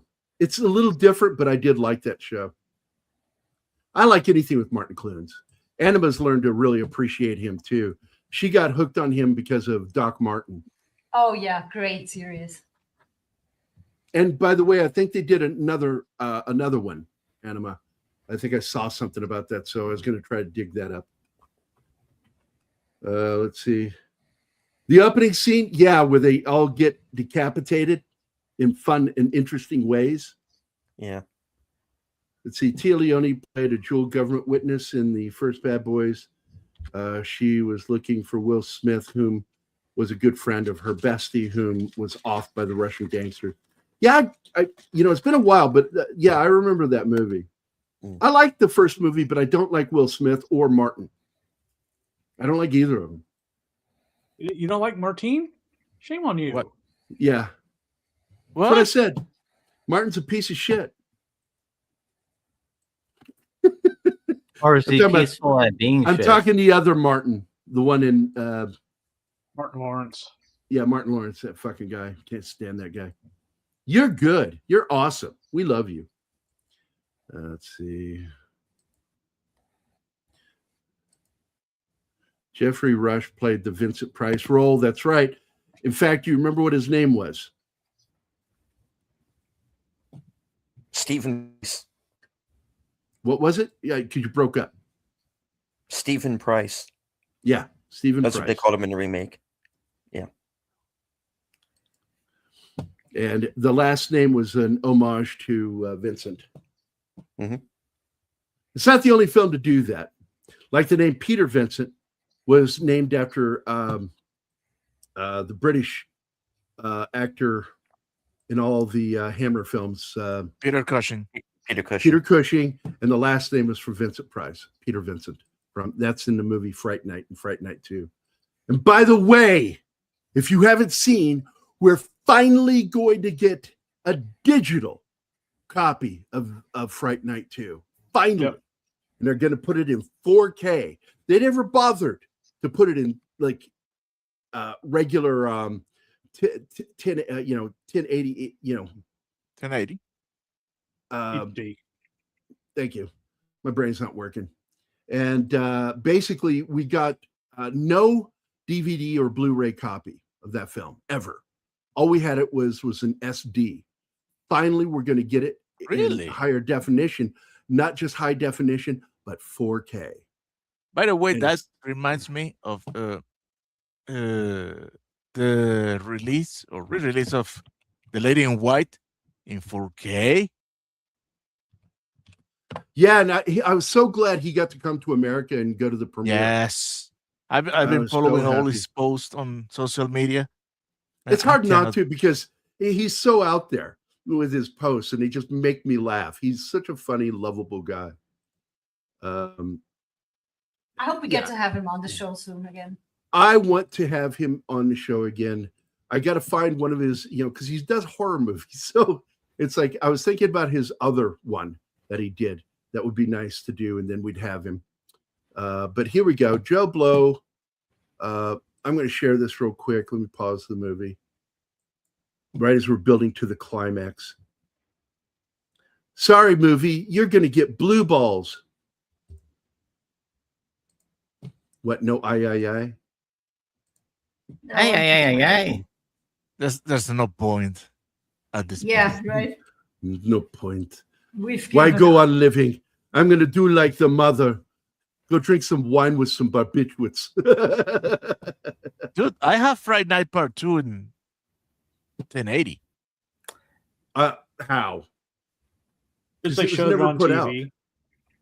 Oh. Or showed it on streaming, rather. So am I on screen? Is it on screen? Yes. Yes. Okay, here we go. There's no physical media of this other than VHS before. So last year, Synapse, the film company I worked for, and Red Shirt Home Video teamed up to bring us a deluxe edition Blu-ray and 4K UHD release of the 86 rock horror film Trick or Treat. One of my all-time, I love that movie too. Yeah. Now Synapse and Red Shirt have announced that I'm so glad it's not fucking Shout. I fucking hate them. Anyway, I love Synapse. And they're giving a deluxe edition treatment to the 1988 Fright Night Part 2. A lot of fans have resorted to buying bootlegs just to have a good copy of the movie, which I'm assuming is what you're talking about, where it was aired on TV. And now it's getting the official 4K UHD and Blu-ray release, according to Red Shirt's Michael Felsher. That's almost like Felcher. That just sounds gross. It's likely to be released sometime in 26. I'm guessing that most of you don't know what felching is. Okay, we're fine. Directed by Tommy Lee Wallace, who takes over from the first film's Tom Holland, who I wish they had brought on. It would have been better. And scripted by Tim Metcalf, Miguel Tejada Flores, and Wallace. Fright Night 2 features young Charlie Brewster. Fresh. Seriously, they spelled it Brewer. Well done, Joe Blow. Fresh out of a psychiatric hospital in the vampire hunting former TV show host Peter Vincent facing more thirsty vampires. Look, I love this fucking movie, and I love that the vampire has a personal vendetta against both of them because she is the sister of the original vampire they killed, Regina Dandridge. So I like that part about it. I don't like that they went, yeah, now we're just kind of resetting everything with the characters. Yeah, they got rid of the girlfriend. They got rid of the favorite character of all time, Evil Ed. Eddie. Yeah. Because that's what we wanted. All of us were expecting a sequel with Evil Ed. And nope, we got this. And so there was a lot of backlash. The movie did not do that well, which is why it didn't get treated as well as the first film. But the fact is, it's a classic, and I do enjoy the fucking movie. And I'm going to send a message to Cody here. You're a news editor. You need to hire an extra editor. You don't know how to fucking proof edit your own stuff. God, that's embarrassing. Joe Blow. I expect that from some of these rags. But Joe Blow has made some good money. They should have editors working for them. But I'm excited about that, folks. I don't know about you. I am. You must have a 4K copy out there. I believe they shot scenes showing inside the Ark, but they got cut. And isn't that the same location that they used for Stargate? Wasn't that the same location? It looks like it. Base that what, Cheyenne Mountain? Mm-hmm. I do believe that exterior was the same location they used for shooting the Stargate show. Well, they did Stargate exteriors right outside of NORAD. And a lot of soldiers at the time of their life being extras.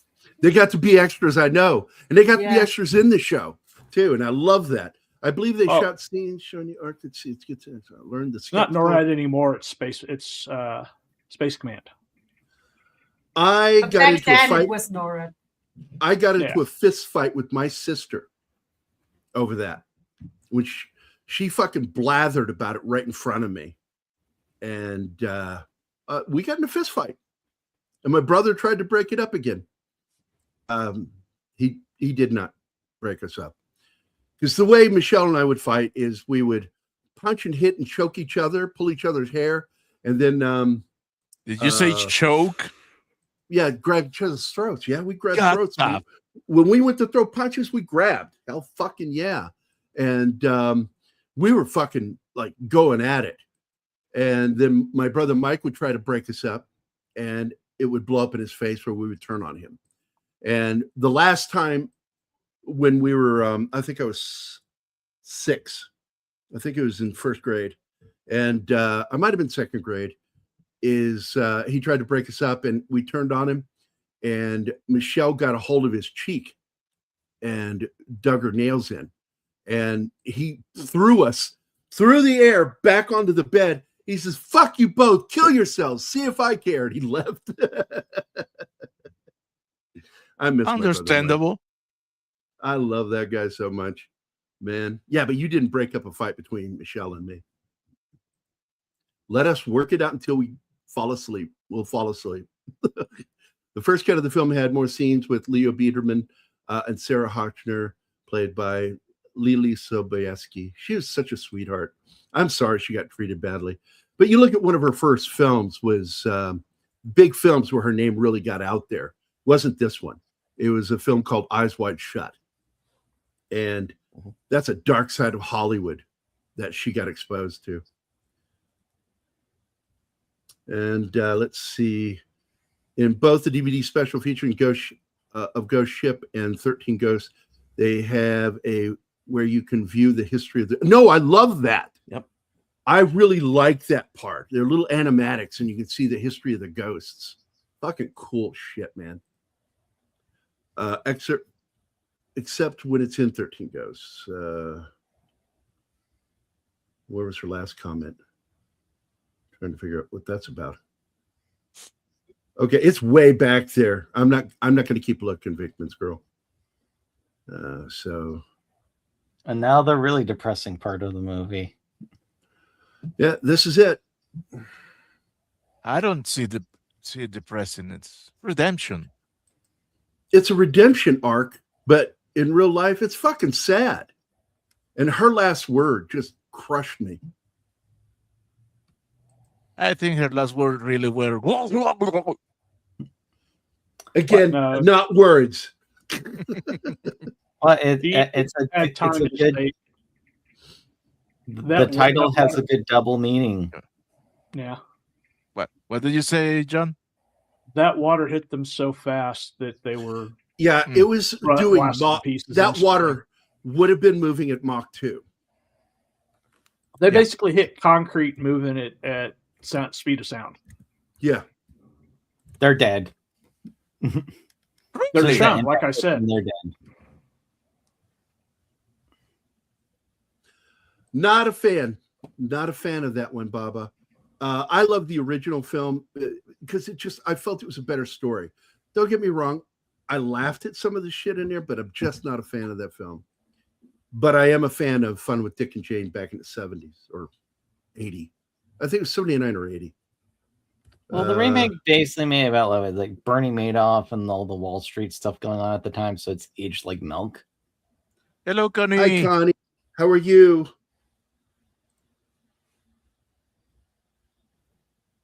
Yeah, there's a good word right there, Reed. Pulverized. Yep.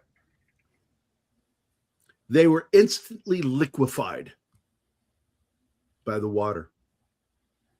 And that's what would happen when you get hit by water like that at that speed. All the water in your own body would just become part of it, and the skin would just disintegrate. I think the most accurate version of an impact I ever saw was in The Expanse, when the stealth meteorites drop, and they just show the guy who's fishing. You've got me. I'm trying to remember this, and I'm not remembering it. The Expanse, the TV show. Well, I don't know if I could say that. There's a scene where she's pissing in the toilet, and Jane Fonda is pissing in the toilet, and what's his name? Siegel is standing with George her in the Siegel. bathroom, talking to her. George Siegel talking to her in the bathroom. Yeah, why are you running? There's like you're fucking dead. That's like why I always like, why bother running? Just I told people when I was in the military, I said, when that blast happens, I'm going to stand up and I'm going to hold my arms out and let it take me. Just end What's quickly. even worse is they're running and screaming, which makes the running harder. So it's completely pointless. Oh, by the way, another nod to another movie right there was Under the Water. You see the head and shoulders of the Statue of Liberty, which is a nod to Escape from New York, which is a nod to Planet of the Apes. There it is right there. I love that they threw that in there, and it's pretty cool. After 9/11, seeing the Twin Towers, that was really fucking weird. Because I remember watching the scene when we watched it the other day, and I went, "Oh my god, the fucking towers!" Yeah, you didn't. This see is them. where he calls Duvall a dumbass again. No, you're getting Orman. But yeah, I can show you the thing real quick if you want. Share screen. A dick pic? No. Can't believe you went there, Martin. I'm so disappointed. Okay, yeah, this is how it's depicted in The Expanse. Like, what are you gonna do? I remember that now. Okay. Yeah. Now, don't add it back up. I've got video. All right, present, share screen.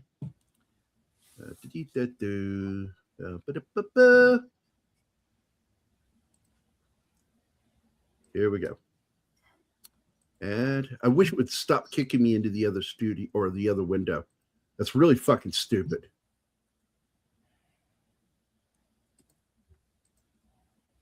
Here we go. No, this is Chernotsky's. Yeah, this is still mine. How can I share yours? There it is, Gary. That's yours. All right.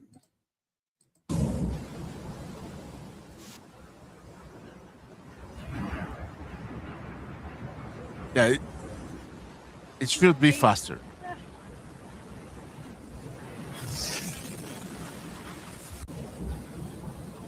Yeah, when she says daddy, I fucking broke. The last fucking words on this planet. Yeah, I think they do it at that speed just to milk out the drama for a little bit. Yeah, in real life, that thing would be doing Mach 2. Yeah, it'd be as soon as you see the water, split second later, you're dead. Yep. You'd have time to see the water recede, and then that wave would hit them so fast that they couldn't even react to it.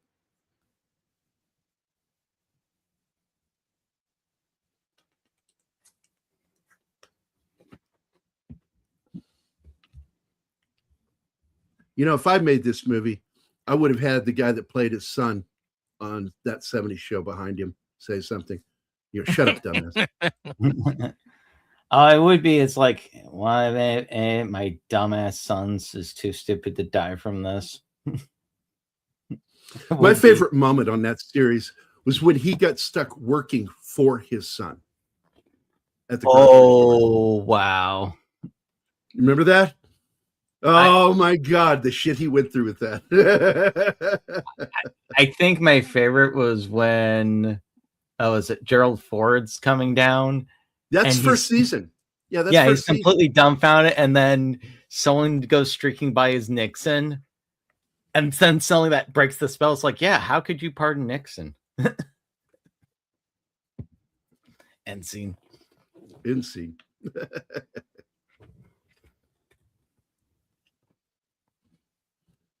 Yeah, the deep impact in this film really, to me, is it's a three-way thing. Is on the audience itself, because it has a deeper impact emotionally on the audience. This scene broke me too. Yeah, he says, "I see you." Oh my God, I'm there with you now. Ah.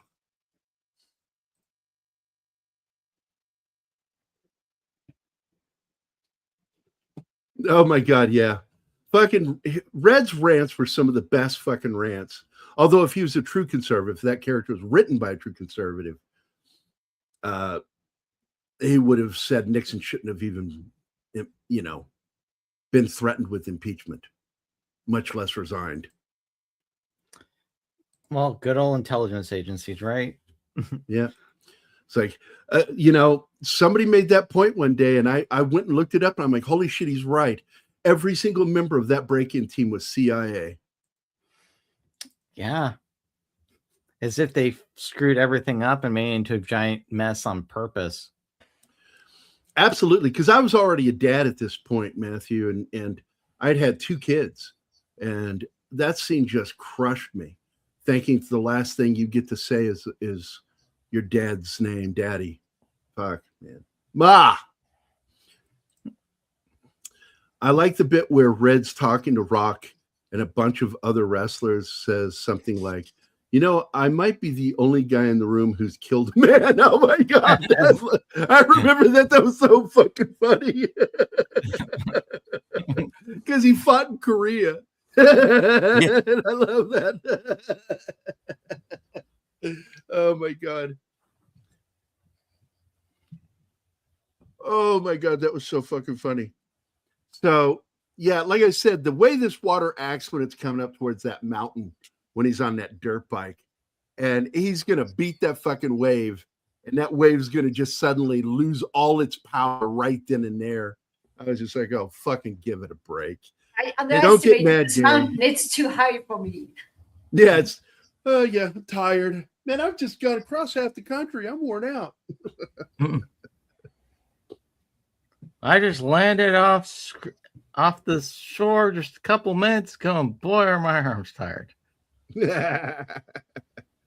Well, because we were talking earlier, guys. I don't know if you were here. We were talking about the movie, and I do believe that was you, Shinatsky, or is that you deleted that said something about it being about dads? It was me. Okay, was it you, Shinatsky, or you deleted that said that it was about dads? Me. I refuse to believe that. No, it's a really important thing that you caught there, because really it is. And your breakdown, you caught everything except for one, which was the kid is now a dad, because they handed off that baby to him and his now wife to raise. And it's like, holy shit, you're totally right. This movie is about dads. Which is why Hollywood will never make another one like this. Well, not by, Yeah. A Oh, woman no. director. They would do it, and they would say that the world was destroyed because of dads. Dads are evil. Yeah, yeah. Having kids, how evil. Yeah, because you got Mimi Leader now, who's pretty much gone to television. She can't get a movie, and it sucks, because I think she's a pretty good director. But I think she's one of those strong women in Hollywood that refuse to bow down to take a knee to fifth wave feminism. She's still a feminist, but she's not the latest. The last two waves are the worst. What the fuck are you talking about, Sander? Oh wow, yeah. Her on Wikipedia, she's only done 1, 2, 3, 4. She's only done 6 films since '97, and she started TV movies in like 1988 and LA Law in 1987. She's done a lot more of those than film. Yeah, she came up on television. Her best work, where she got a lot of recognition, was when she worked on ER, because she was one of the regular directors. She did like a crap load of episodes, like between 30 and 50, I think, episodes of that series. And that's a lot. And that was a hardcore show. And she showed a lot of skills cinematically on that show. And man, oh man, because I was a big fan of ER. I thought it was, and I still consider it the most realistic hospital show that's ever been made. They tried to in the beginning, it got pretty ridiculous towards the end. Yeah. And don't get me wrong, there are a couple of things I watched in the pit that I thought were good, but overall I don't like the show. I felt like it's trying to be ER without any effort. And no, it's not. It's its own thing. They're not trying to be ER. I think they did try to be ER. No. Why says that in almost every interview he does? We're not trying to do a relaunch. Don't believe him. Of course he's going to say that.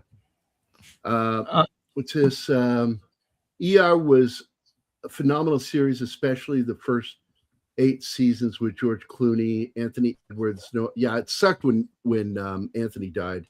Noah Wiley and Ursula LaSalle. Oh man, that dude is so good. And by the way, a lot of people don't realize that his woman on the show, she's also a doctor on ER, is River Song.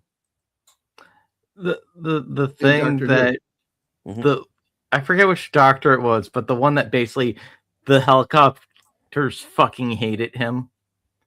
And he gets his arm chopped off by one.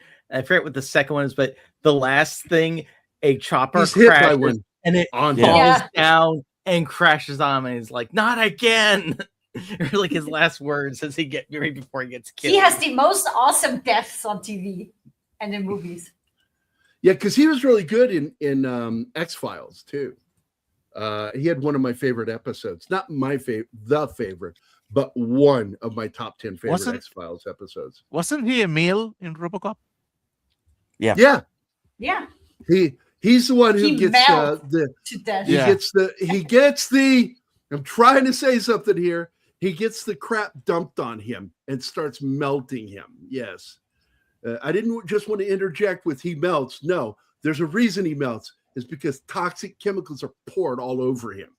And once he takes that toxic chemical bath, the other character's like, "Get away from me, man!" Dude, he gets liquefied by the car. Yeah. He has the best death in that movie. Let's see, where were we? ER, phenomenal. Yeah, read that one. Welcome to the Pit, Noah Wiley, also known as Dr. John Carter from ER. Not a good show, though. At least in my opinion. It's my opinion. They do get some of the medical stuff right, but they also do a lot of fucking stupid shit that I'm like, that would never happen in an ER. I've worked the ER. No, that doesn't fucking happen there. Actually, ever. If you look on YouTube, there's a shit ton of nurses and doctors reacting to it, saying that it is the most accurate show. It does get praise for that. I don't buy it. ER was way more accurate. Leader had directed The Peacemaker, which was a good film. We covered it on the channel. Yeah. I like that movie. There was the big guy who was one of the doctors who played. Yeah, the fat guy. Yeah. My favorite episode with him was where they were testing to see how this bacteria is getting spread around the ER. Because people were getting sick. And so they put a clear agent on everything that is ultraviolet light reactive. And so they fucking showed him having touched something. He didn't wash his hands in the bathroom, came out, and they just started finding fingerprints and handprints everywhere. And then they went up to him and he glowed. He was one of my favorite characters on that show. He kept getting hit by lightning. They had such an interesting way of creating characters on that show, and they focused really on the medical emergencies really well, and I like that.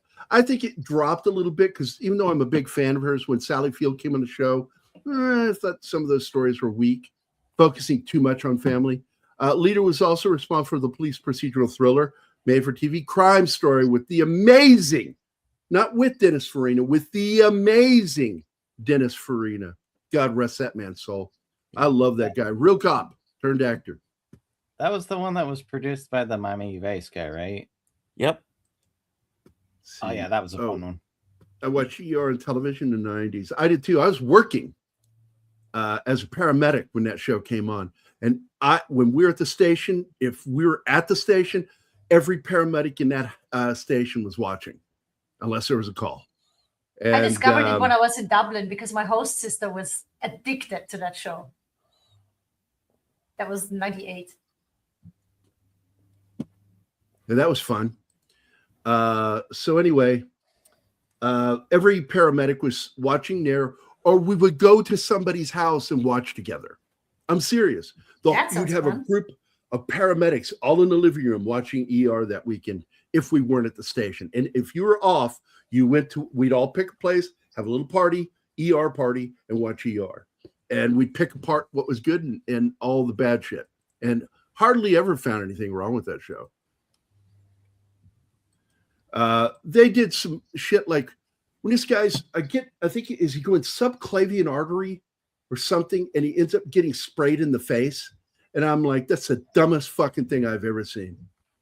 Oh, God. Yeah, I remember that. I'm like, nobody would fucking do that. The only person capable of doing that is a person's first day on the fucking job working in an ER. You do something stupid like that. This guy was so fucking dumb. Yeah, one show I do like a lot, even though it's medically kind of retarded, is House. House is a fun show. I don't know. Yeah. A lot of the medical stuff was pretty based on real stuff, and I kind of enjoyed that. But he solved everything without even looking at the patient. That was the unrealistic part. They did use real stories, though. But what was that based on? Why did that happen? There's a reason. What do you mean? Because it's based on Sherlock Holmes. And Sherlock Holmes would say that he could solve a crime from his apartment and never have to leave. He knew the answers. That was the first story written. That's what he says. That was his plan, to never leave his house, his apartment. And that is the what's it called? The something in Scarlet. I forget what it is. Study in Scarlet. A Study in Scarlet. Yeah. A Study in Scarlet was the very first one he wrote, and that's what he brags about in it.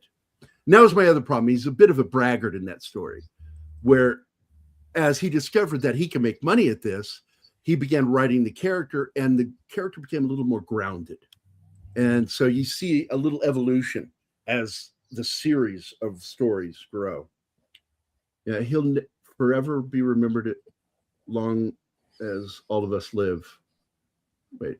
Oh, Dennis Farina? Fuck yeah. Dennis Farina, played Detective Tom Fantana after Jerry Orbach passed away.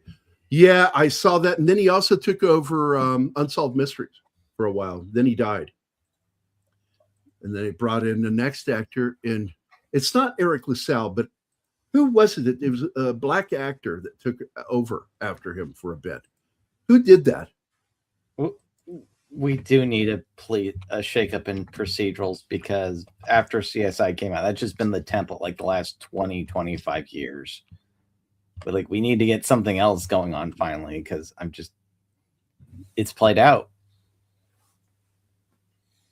Like, if you've ever seen the first episode of CSI, they have a scene at the very beginning where they have the detectives show up and they have the CSI people to show up. And I was like, oh, no. Like, we're the real investigators. I could have sworn a black actor took over after Dennis Farina, and they're telling me Keely Shea took over? What, I don't remember Keely. No, Unsolved Mystery.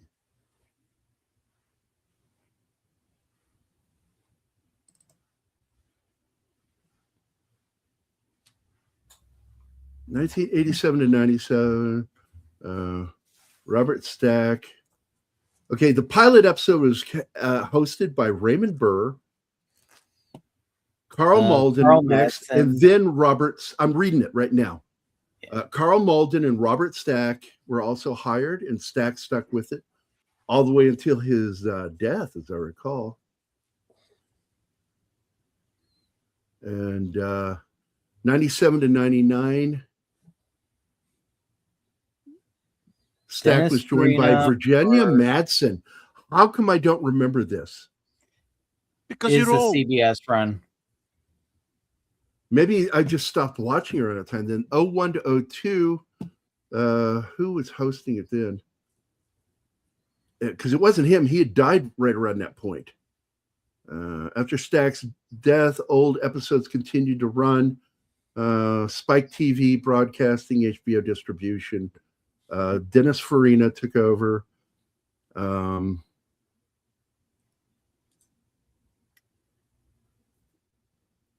You know what I'd like for Unsolved Mysteries? I'd like a version called Solved Mysteries, where they go back over all those decades later. Which ones of those were actually solved? Man, my favorite of all of those was the one, and there's a great story about this car being chased, or with a truck behind them. It was barreling past them. They finally pulled over to let it pass, and it pulled off, and they saw him like at a small chapel, a little church, and it looked like he dumped something into like a container. And a few years later, I see a movie called Jeepers Creepers, and the whole opening scene of that movie, I'm sitting there going, why does this sound familiar? And I went home. Mac and I went to see that together, and we drove home, and it's like, he's like, what? And I'm like, I swear to God, I know that story from somewhere. Couldn't place it. And then years went by, nothing. And then YouTube comes about. And one of the early YouTube videos was, why did that scene in Jeepers Creepers seem so familiar? It's because it was on Unsolved Mysteries about a Canadian couple. And I'm like, oh my God, shot for shot, that's the same fucking thing. Like, they stole that from a true story. The whole opening scene to him dumping the body, the Jeepers Creepers character. I'm like, wow. Yeah, that director should never be allowed to do anything ever again. No, he's a convicted child predator. Absolutely. He shouldn't have even had that one. Francis Ford Coppola is not ashamed of himself. Keeps defending him to this day. Fuck both of them. Michael Mann directed Thief. We're going to be doing that during whose birthday is it, that one? It's the main star or not? I'm not sure. Let me pull my Khan. It's either James Caan or Mann's. I can't remember somebody's birthday. Because I have shows planned out for the whole year. That's still my. We're doing that for the week. We're doing that for the week where we talk about Peterson and Mann. Third week in February. William Peterson and Michael Mann. That's right. I'm Because a lot of people don't know this. William Peterson is in Thief. He's one of his pals. So we're going to do on Monday. We're just going to do, because he's not in this one. Last of the Mohicans, because I've sworn I was going to do that movie, and then I'm looking at this and like, well, Peterson never did a military movie, so what am I going to do? And then I went, well, all these movies were directed by Michael Mann, so I can do Michael Mann for Monday and then William Peterson the rest of the week. And I think Michael Mann's born in February too. Jericho Mile was a good film. I remember that one on TV. Yeah. I mean, he's done a lot of good stuff after, but I still think Thief's his best movie. He was born in February, so no fuck up there. Yay, me. I win the internet. Yeah, God for like a minute. Miss him for Dennis Farina. Was such a versatile and down-to-earth actor. You know, I have a favorite role of his. And it's in this little movie called Get Shorty. Oh, I like that one. I prefer him in Snatch. He's one of the producers, right? That like no Travolta fucks with, or no. He is the gangster that hates Chili Palmer. Hates him. And he wants to fucking hurt him, but the problem is he works for Momo out of New York. And he says, you can't, and the actor playing the mobster that tells him he can't touch him is the actor who played Mo Green in The Godfather.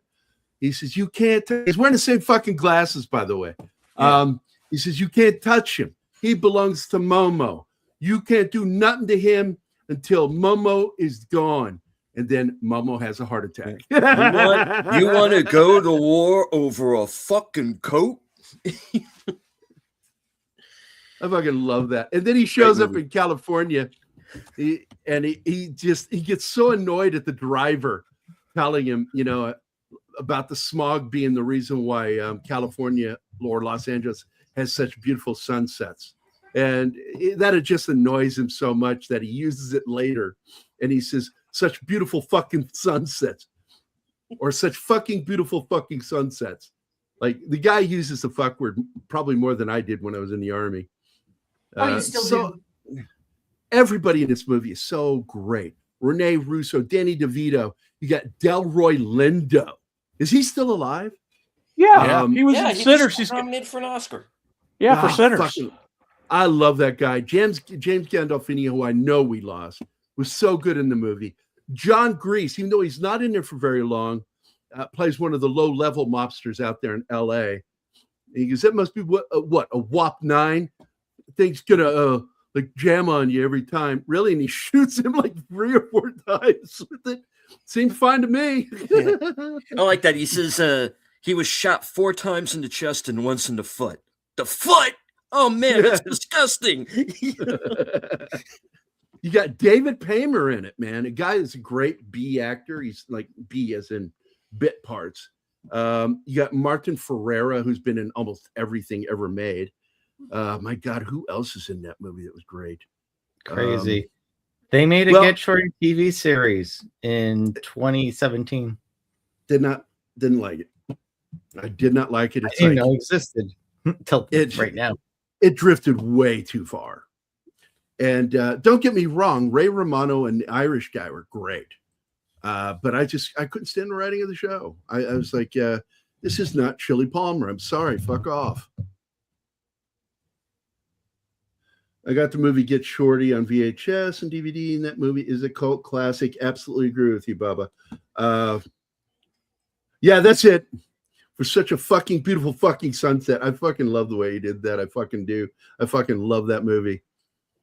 I did that on purpose. So, The way Momo has a heart attack is okay. First of all, that what makes it so great is he says it. The guy that played Mo Green says, unless something happens to Momo, he's in charge or he belongs to him. And then it cuts to New York, and Momo gets out of the car. He goes, "Yeah, it's up on the 4th floor," and he goes in there, and there's no elevator. He's got to walk up all these fucking stairs. Gets to the top floor. Gets to the door, and he's like already huffing and puffing, grabs the door, throws it up, and it's a dark room. And he goes, "Hello, anybody here?" Lights come on, and everybody yells, "Happy birthday!" And he goes, "Oh." Yeah, that was a fucked up movie there. Killed on his birthday. A surprise party. Oh, another great one. Fuck you, fuckball. Harvey Keitel at the end. That was good. I like how Travolta runs into that girl later, the girl who knows him from before, right? This is like, how is Momo these days? Dead. Oh, bummer. So let me get into the production on this a little bit. The origins of Deep Impact started in the 1970s when producer Richard D. Zanuck and David Brown and Zanuck, they brought us Jaws, approached Paramount Pictures, proposing a remake of the 51 film When Worlds Collide. Although several screenplay drafts were completed, the producers were not completely happy with any of them, and the project remained in development hell for many years, which happens. And then one day a movie gets made. It's really fucking weird. That's why when the film I storyboarded and did the production art for, it's still in production. It could sit there for a while, but they still are trying to get it produced, and they've approached Apple TV. Apple Plus TV about producing it, and it could still end up happening.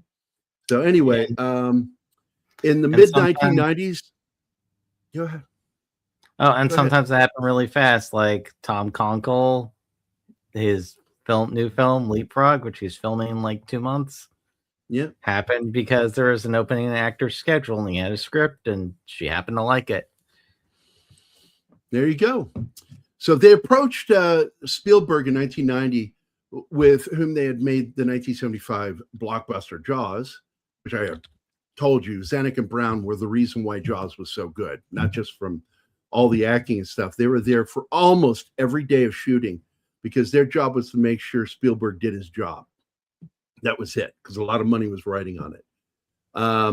To discuss their long-planned project. However, Spielberg had already bought the film rights to the 93 novel Hammer of God by Arthur C. Clarke, which is a really good book, which dealt with a similar theme of an asteroid on collision course for Earth and humanity attempts to prevent its own extinction.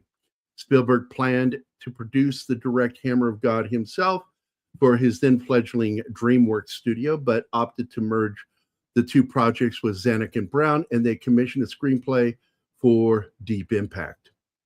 In 95, the forthcoming film was announced in industry publications as screenplay by Bruce Joel Rubin, based on the film When Worlds Collide on the Hammer and the Hammer of God, though ultimately following a subsequent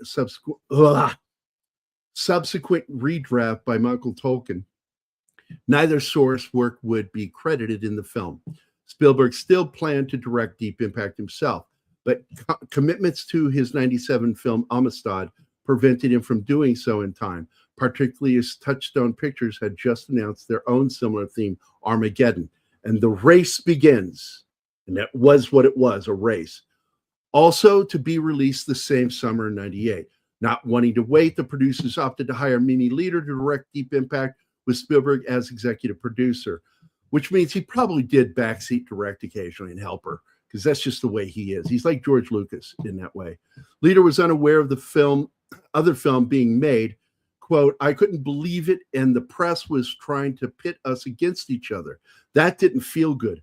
Both films have great value, and fortunately, they both succeeded tremendously," end quote. And I told you what they did. They both made bank at the theater. Clarke's novel was used as part of the film's publicity campaign, both before and after the film's release. And he was disgruntled about not being credited in the film. Ginny Lerner, the character played by Téa Leoni, was originally intended to work for CNN. CNN rejected this because it would be inappropriate. So they picked the now dead MSNBC, because that's right, they fucking topped themselves by being bad at their jobs. Agreed to be featured in the movie instead, seeing it was a way to gain exposure for the new fledgling created network. And director Mimi later explained that she would have liked to travel to other countries to incorporate additional perspectives, but due to the strict filming schedule and the lower budget, the idea was scratched. Visual effects supervisor Scott Farrar felt the coverage of worldwide events would have distracted and detracted from the main character stories. A number of scientists were working with them directly as consultants on the film, including astronomer Gene Shoemaker, Carolyn Shoemaker. I wonder if they're related. Anyway, Josh Colwell, Chris Lucchini, and former astronaut David Walker, and former director of NASA's Lyndon B. Johnson Space Center, I'm going to say it wrong, Gary Griffin. It's spelled Gerry. Fuck you guys. Anyway, and that's it. And by the way, James Horner did the soundtrack for this. And both soundtracks for Deep Impact and Armageddon are incredible. What I found, though, interesting about this movie in particular was that James Horner really became like John Williams in this and really knew how to play the emotional moments and played them well. I think this movie has a deep, moving soundtrack. It's not a resounding, heroic soundtrack like what you get with Armageddon, but it does have some heroic swells. Like when they turn that ship into that fucking comet, man, that's some heroic music right there. I like swells. I think Anima will tell you that I like swells. Do I like swells, Anima? They're swell, right? Yes. Do you guys even know what swells are? You had to do that, Shanatsky. It was a good joke. I liked it. Do you guys know musically what a swell is? Yeah, it's when the music. It comes up in a weird swelling way. It's meant to affect you emotionally, and it does. It does. John Williams does swells better than anybody. And he is the best movie composer of all time. Yeah, of all time. And it's so strange because even his mentor falls behind him. It's just you got all these great composers over time, and man, John Williams just went right to the top and held it till he dies. I don't think we'll ever get another composer quite like John Williams. No. Let's see what it says. Be Cool was not. No, I look. There were some good things about it. I actually thought The Rock was good in it, but overall, it fell flat for me. Without Rene Russo and with Travolta in that, I was out of it. Let's see. Don't bother seeing it. Be Cool with stupid. Yeah. See, it really did fall flat. Be it as it may, I've cared for it all. John Williams is the best. And I admit it, I come from it as a musician and as a composer myself. So I really found that John Williams does things in a way that nobody else does. And he has some of the most thoughtful themes, which is why his themes are probably some of the most, and I would say the most, not some, but the most recognized themes in the world for movies. And he has such a huge fan base because of it. Like, my God, I remember when Star Wars was first released, it didn't do well with the double album set. Like, it didn't. And then the movie came out. And then that was like one of the most sold records of that year, 77, 78. It's incredible. I still got that. Still got he knows how to write a melody. Album, that double album, I still got it. It's a great album, man. I also love when you folded out that Darth Vader in the middle. Yeah.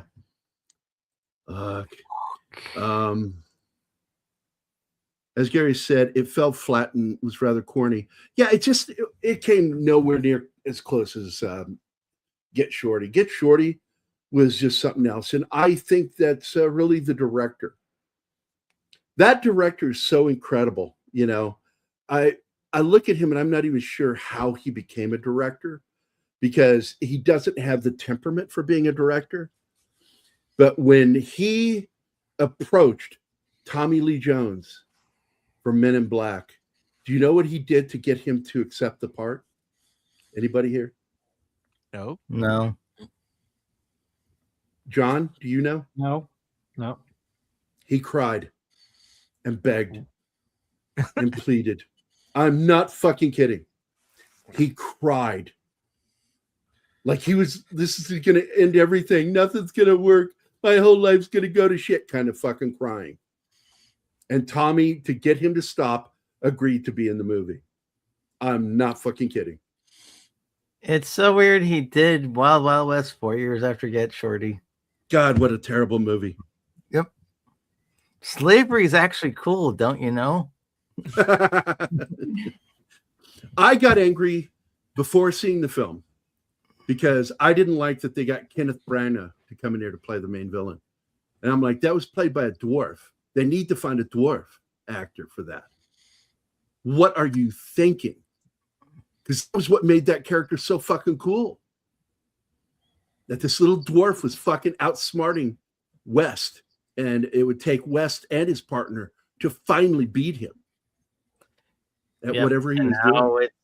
Now it's a punching bag. No one wants to see a Wild Wild West revival. Oh, man, they fucked that up so bad.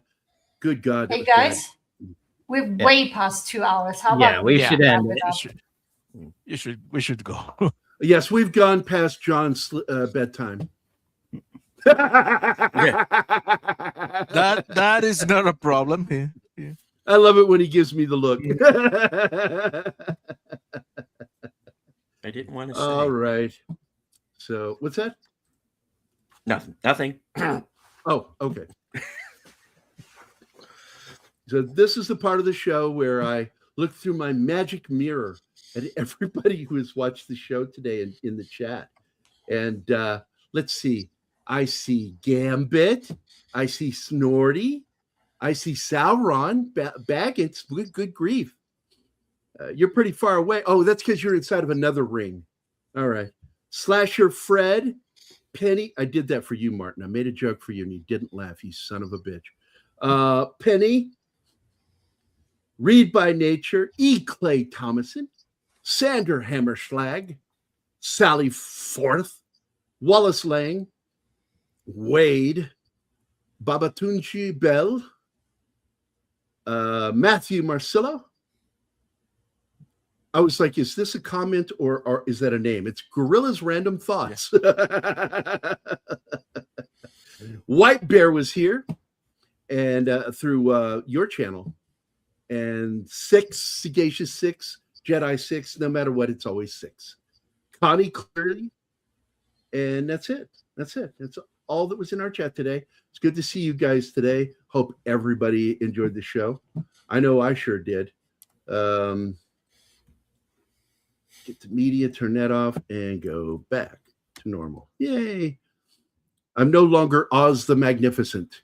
So we're going to get out of here, guys. It was fun talking.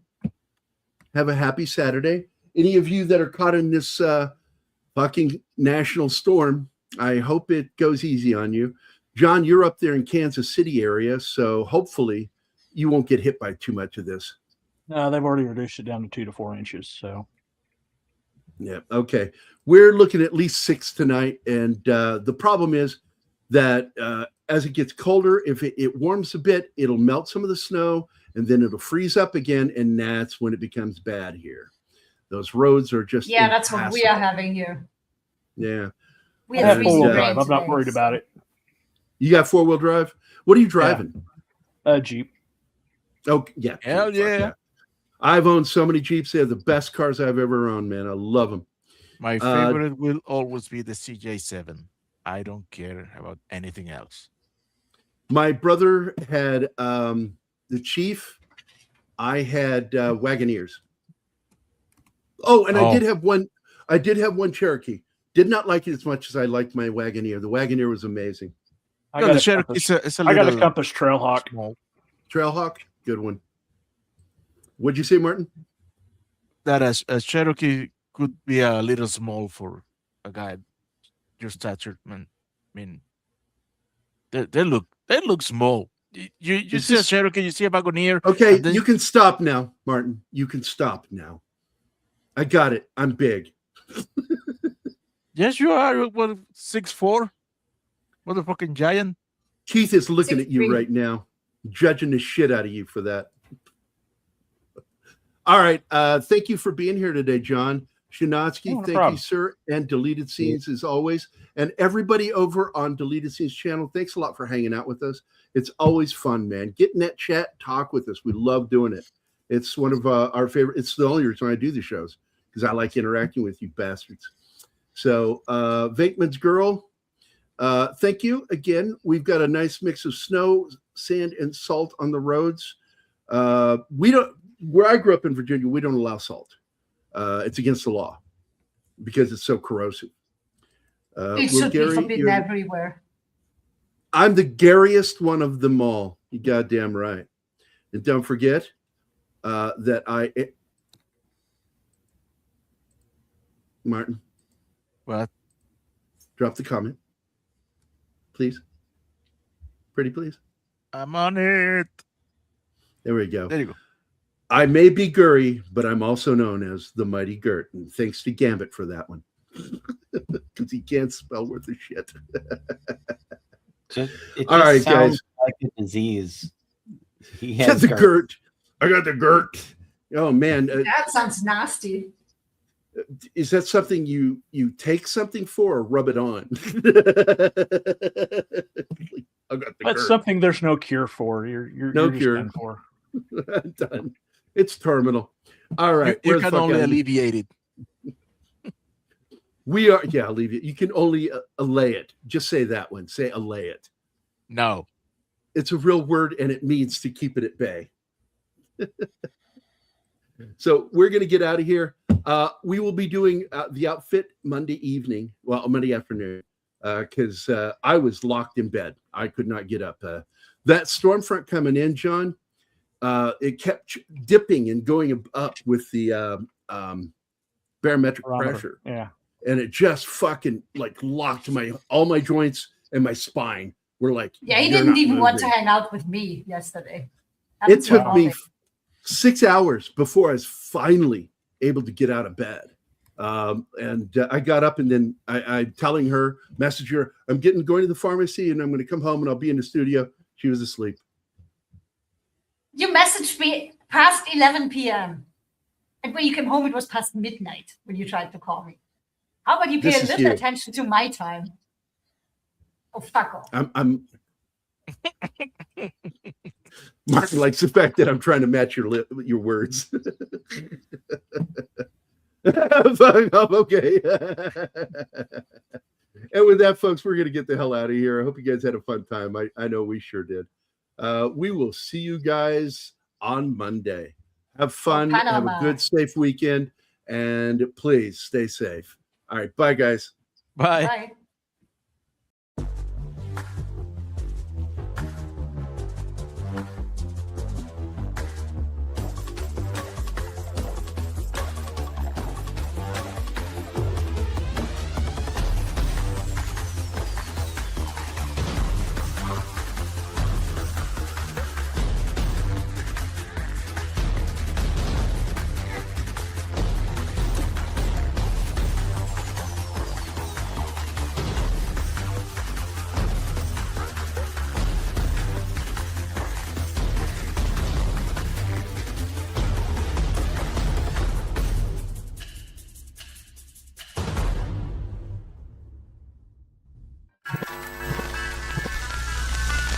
Y'all come back now. You hear?